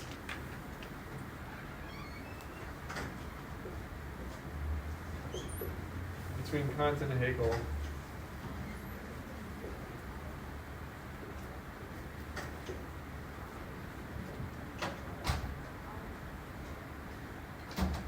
Between subjective idealism and Hegel's objective idealism. Okay, so what does that mean? So, going back to the first section that we read from today, if the artwork is not an empirical object, it's more of a metaphysical object, meaning we're not talking about simply the physical thing. We're talking about how we see it, its status as an artwork, that kind of metaphysical character. So, in this respect, the idea of the artwork would be, for Kant, subjective, whereas the idea of the artwork would be, for Hegel, objective. What would that possibly mean? So, taste, bring it back to taste. A subjective judgment of taste, meaning what we were talking about earlier, art is in the eye of the beholder, as opposed to the status of the artwork not being merely in the eye of the beholder, the antinomy of taste. To each his own, and yet everyone has it, so it's both particular and universal at the same time.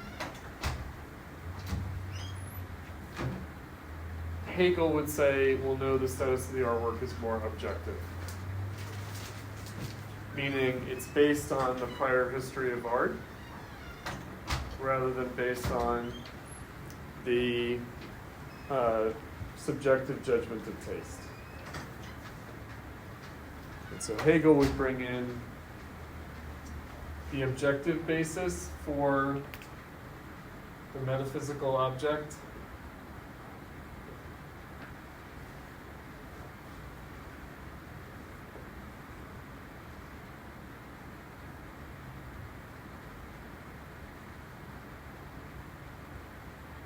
of art.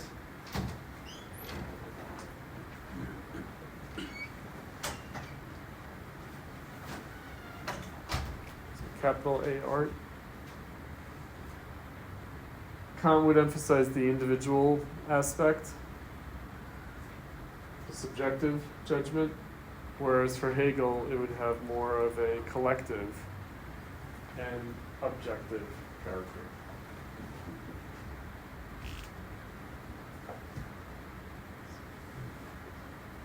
Line that up too.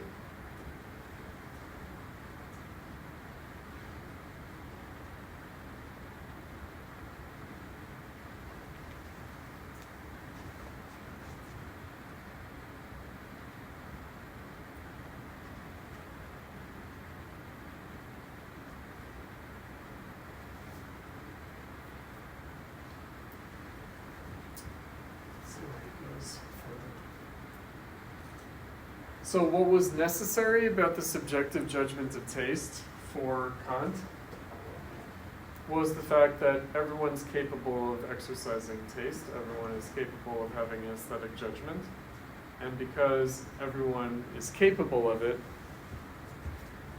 it must be exercised. So there's a kind of necessity to any judgment. And that's why even though we know that everyone else may not share our judgments, our taste, we still feel that they could and should do so. Right? That's why you always try to convince your friends when you really like some music or some movie. And when they don't like it, you're like, how could you not appreciate this? Right? So ultimately, we accept the fact that not everyone will have the same judgment, but we feel like they should have it. And that would be its necessity. Because everyone's capable of it, it's a necessary faculty. For Hegel, it's a little bit different. For Hegel, that necessity would come not simply out of the capability of everyone, but would come from the history of it.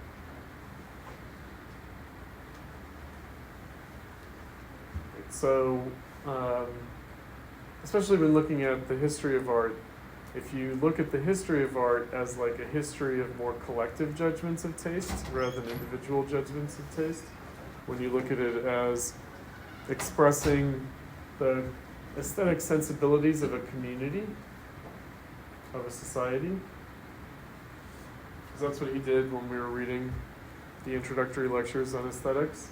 Hegel was saying you can see the spirit of a people through their artwork. Right, so that collective judgment rather than an individual judgment.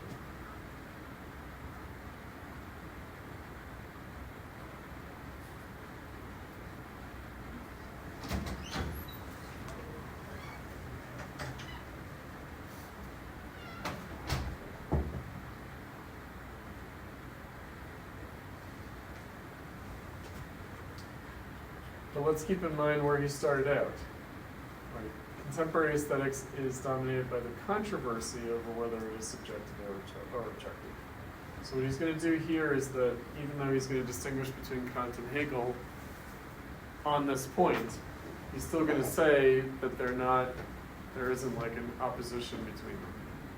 Whereas today, there does seem to be an opposition. Is art objective or is it subjective? So that's the phenomenon that we have to keep in mind. The fact that there's a contradiction between subject and object with regard to the status of the artwork.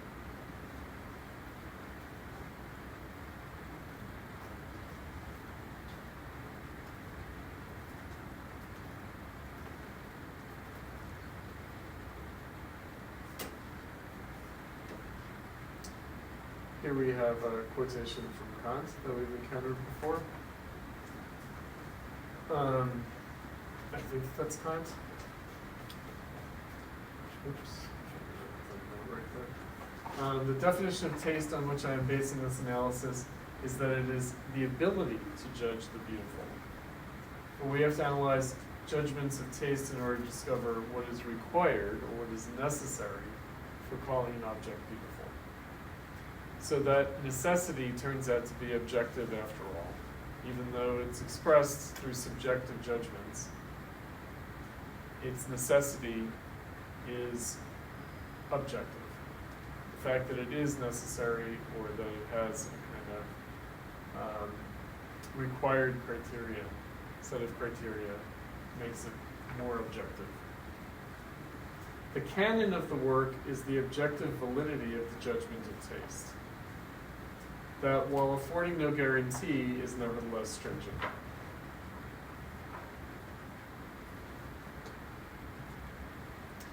The situation of all nominalist art is thus prepared. Okay, so what do we mean by this? Objective validity. Are we talking about the objective validity of a subjective judgment, or are we talking about an objective validity that's more objective in the sense that it's in the category itself, the category of art itself? So we could say art is in the eye of the beholder. We could also say art is whatever we call it. That's nominalism in this respect. So if we give something the name art, then it is art. So what's that? Is that a collective judgment, or is it merely a collective institution? Right? Is the banana taped to the wall art because since someone somehow could regard it as an artwork, and the necessity with which they could see it as such makes it an artwork, or is it because we're collectively saying this is art? And so again, both Fox News and my husband reacted more to the latter. Like, he wasn't thinking, how could anyone think of that as an artwork? It was more like, why do they call it art?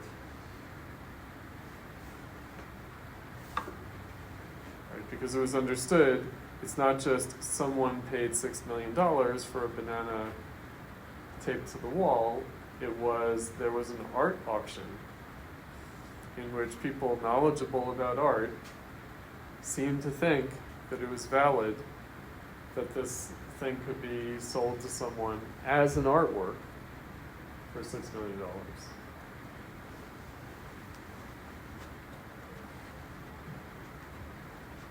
Right, so is it a collective taste? Is it a collective judgment? What is that? Or is it merely a collective category? Right, that's where the nominalism question comes in. So here's the thing. When Duchamp did the urinal, did people know that it was art? Maybe not. When the banana was taped to the wall, everyone seemed to know that it was art already.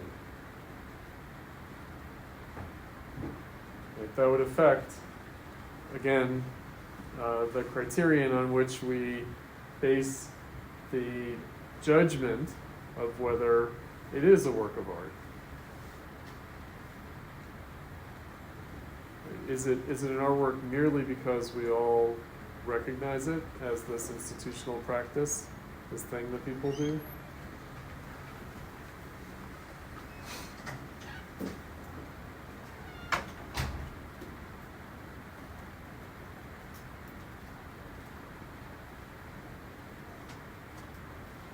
So Kant implicitly holds that the element that unifies the objective and the subjective is reason, a subjective ability at the same time that, by virtue of its attributes of necessity and universality, is the exemplar of all objectivity. For Kant, even the aesthetic is subordinated to the primacy of discursive logic. Quote, I have used the logical functions of judging to help me find the elements of judgment, the elements that judgment takes into consideration when it reflects, since even a judgment of taste still has reference to the understanding. I have examined the element of quality first, because an aesthetic judgment about the beautiful is concerned first with it. Right? Meaning, is it a compelling aesthetic object, right, in the sense of the beautiful. So an aesthetic judgment first, aesthetic quality first, rather than the mere understanding, right, the concept of it.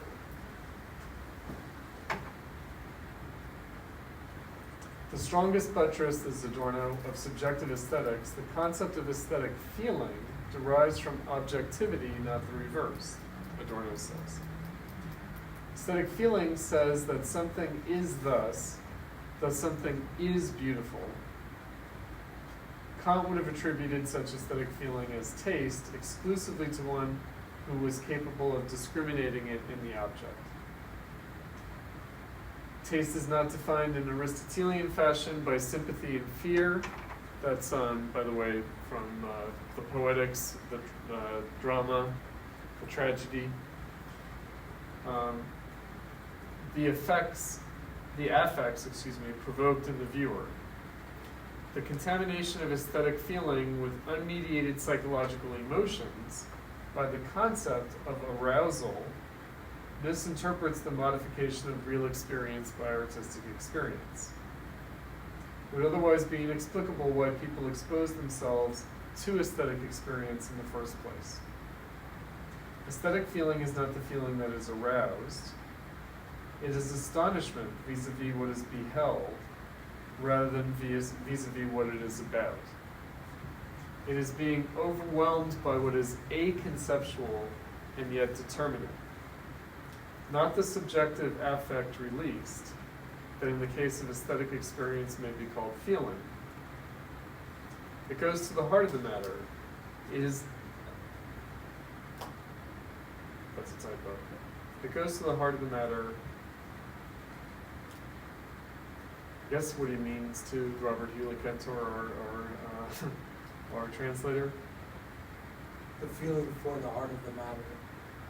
Well, the feeling for it and it goes to the heart of the matter and is not a reflex of the observer. Yeah, right. The observing subjectivity is not to be strictly distinguished from the subjective element in the object, that is, from the object's expression as well as from its subjectively mediated form. The question, however, is what is and what is not in artwork cannot in any way be separated from the faculty of judging. That is, from the question of quality and of good and bad. Maybe I should have said that about the banana on the wall. Not is it an artwork or not, but is it good or is it bad?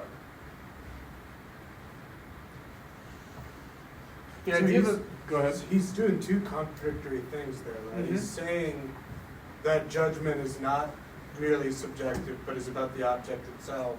Mm-hmm. But then he's saying that in fact, it is in the judgment, but that is subjective. Mm-hmm. Yeah, there's- Mm-hmm. Mm-hmm.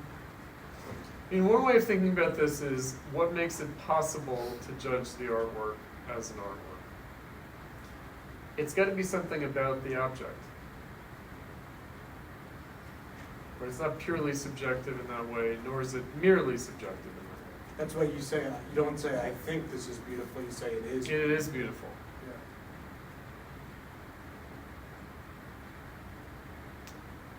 The idea of a bad artwork has something nonsensical about it. If it miscarries, if it fails to achieve its immanent constitution, it fails its own concept and sinks beneath the a priori of art. In art, judgments of relative merit appeals to fairness and toleration of the half-finished. All common sense excuses, and even that of humanity, are false. Their indulgence damages the artwork by implicitly liquidating its claim to truth. As long as the boundary that art sets up against reality has not been washed away, tolerance for bad artworks, borrowed from reality, is a violation of art. Ooh, okay.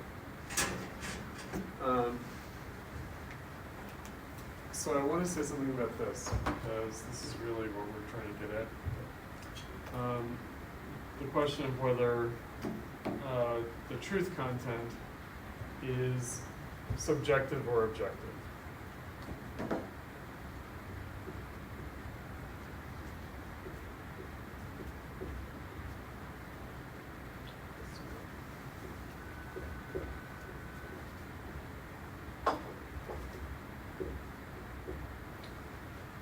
So he's making a case for the objective character of the truth content.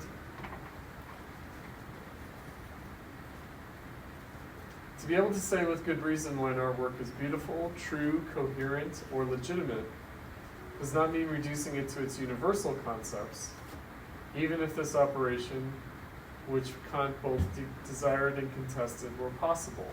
In every artwork, and not only for the aporia of the faculty of reflective judgment, so the sort of gap or incompleteness, the universal and the particular are densely intertwined. Kant touches on this when he defines the beautiful as that which pleases universally without requiring a concept. This universality, in spite of Kant's desperate effort, cannot be divorced from necessity. That something pleases universally is equivalent to the judgment that it must please each and every person, for otherwise it would be merely an empirical statement. Yet universality and implicit necessity remain ineluctable concepts, and their unity, as Kant conceived of it, in the act of pleasing is external to the work, merely subjective in that sense. The requirement of the subsumption of particulars to the unifying concept transgresses against the idea of conceptualization from within, that by means of the concept of finality was to correct in both parts of the critique of judgment the classificatory method of theoretical or natural scientific reason that emphatically rejects knowledge of the object from within. Where's the point with this? Let me jump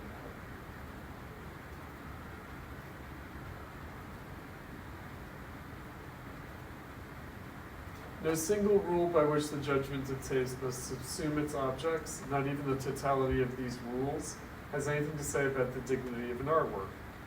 So long as the concept of necessity, as constitutive of aesthetic judgment, is not reflected into itself, it simply reproduces the deterministic mechanisms of empirical reality. That mechanism that itself only returns in our works in a shadowy and modified form. Yet the stipulation that beauty be universally pleasing presupposes a consent that is, though without admitting it, subordinate to social convention. If, however, these two elements are harnessed together in the intelligible realm, then Kant's doctrine forfeits its content. It is possible concretely to conceive of our works that fulfill the Kantian judgment of taste and nevertheless miss the mark. Other works, indeed new art as a whole, contradict that judgment and are hardly universally pleasing. So now he's moving from Kant's time into our own. And yet they cannot thereby be objectively disqualified as art.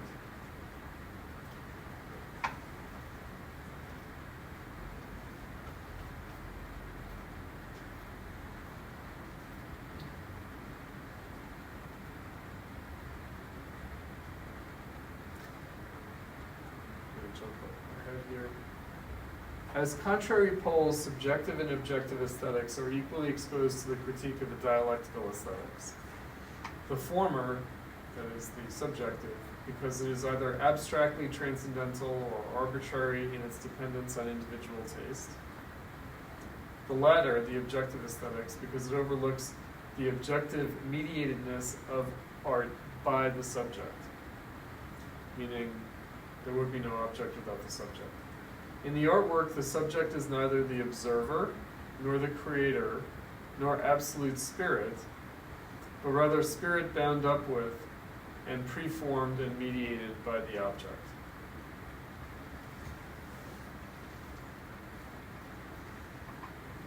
All right, so that's what we were talking about earlier. So it's neither the viewer, nor the artist, nor is it this absolute spirit of art history.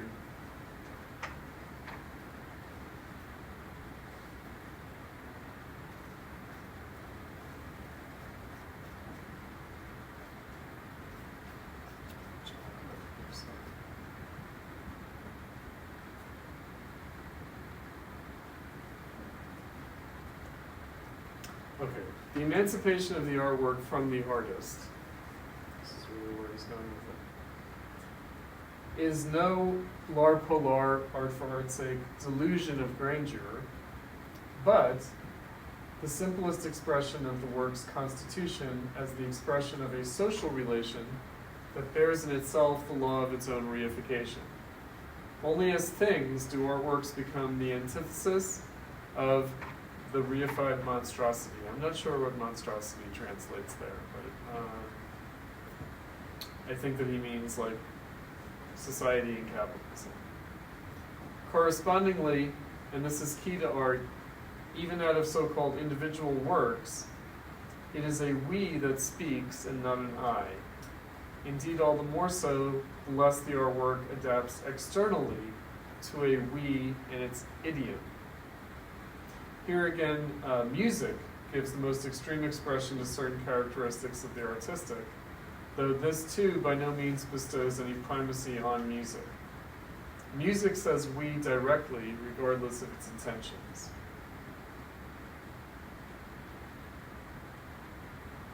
Some of this translation is very awkward. Not sure what he means by depositional. Even the depositional works of its expressionist phase register binding experiences, and the work's bindingness, their formative force, depends on whether these experiences actually speak through the works. So, expressionist phase, this should be capitalized probably. He has in mind the Arnold Schoenberg, like atonality, like the music of the early 20th century, the modernist music of the early 20th century. So even though, and again, I don't know what's meant by depositional here. And we'll talk about this in Critique Week.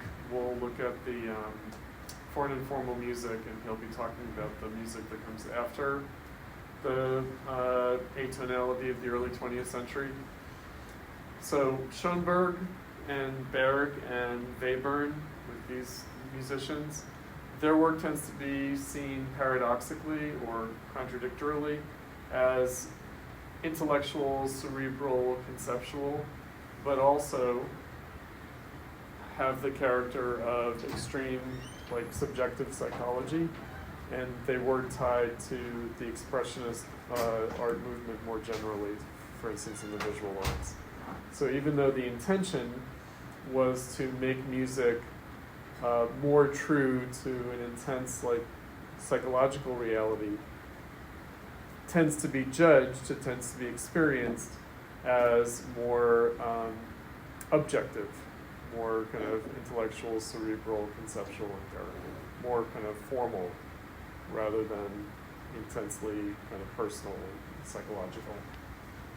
And so that's what he's pointing to there.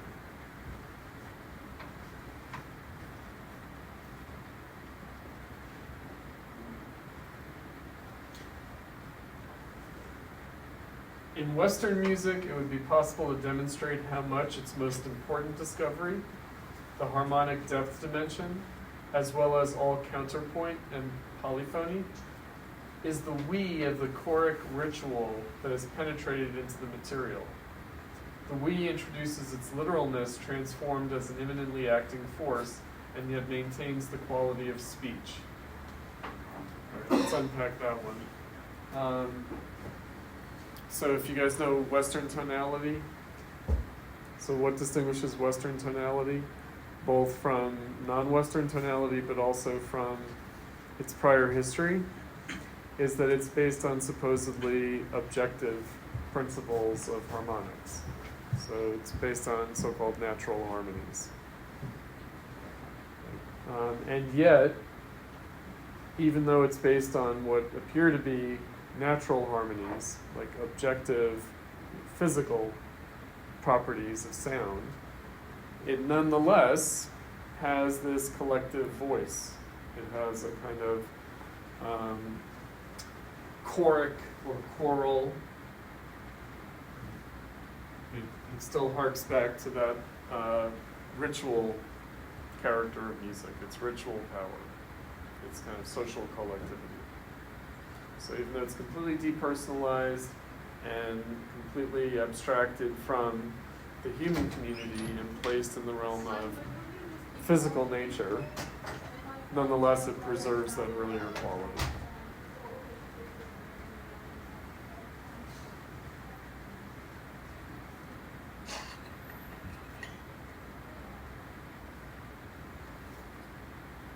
Right, so again, that's a contradiction. You could say Western tonality is both subjective and objective. And the fact that it appears to be objective is what is subjective about it. Now, how can you possibly say that? Well, because the question is, how come it was never invented in any other culture or at any other moment in history? Why did these so-called natural harmonies only be implemented or discovered or utilized in the art form of music when they were, namely in the late 1700s?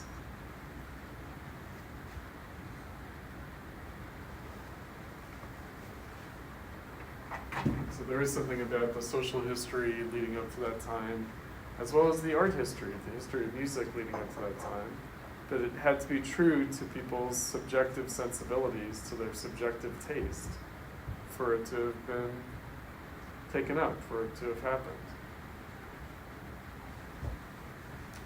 And of course, ever since then, we've been dealing with the aftermath of that. Like once music is given this kind of objective character, which could only happen as a function of subjective taste, composers, musicians have been struggling with it. And, I should say, starting in the Romantic period, there's been a sort of resistance to it, meaning there's been an attraction to non-Western music and pre-classical music, to the Baroque and even the medieval, and again, non-Western music has been attractive to people. There's been a discontent with this seemingly natural, objective, but nonetheless subjective aesthetic value in Western tonality. So again, that would be maybe the ultimate example of, is it subjective or is it objective? It is objective, and yet somehow no one thought that it was aesthetically good until a certain moment in history. It could have been invented at any time, but it wasn't until a particular time. So have I talked to you guys about Mozart? We talked about Mozart. I think that when we talked about like classical music, like classical is like Mozart to Beethoven. And I always invoke the film Amadeus about Mozart, which I don't know if children still see that film. Is that film still available? It's kind of an 80s film. It's kind of very much of its time. But it captures something, right? Which is that Mozart is the sort of tortured genius and kind of puckish individual and psychologically like troubled person on the one hand. On the other hand, he really is this kind of objective genius in that he seems to, through his kind of irreverence and willfulness, unlock something objective about music. Right, so it's a paradox. He's a very peculiar individual, and yet seemed to have accomplished something objective aesthetically. And we did look at the other film, The Immortal Beloved, the Gary Oldman crazy Beethoven, right? And so Beethoven would be the bookend of that. So Mozart's the beginning of that, Beethoven's the culmination of that. And they correspond, I think that we talked about this. Kant would be more Mozart, and Hegel would be more Beethoven. Right? So Kant, again, would appear to be more subjective and individualistic, like Mozart, and Hegel, like Beethoven, would appear to be more objective and collective in character. You can feel that aesthetically in the music, in their music.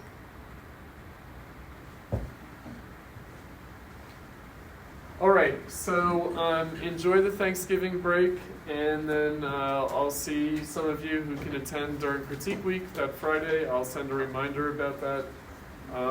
For anyone who can't attend during Critique Week, I'll see you in a few weeks for our last class, in our last selection of reading from aesthetic theory. Thank you.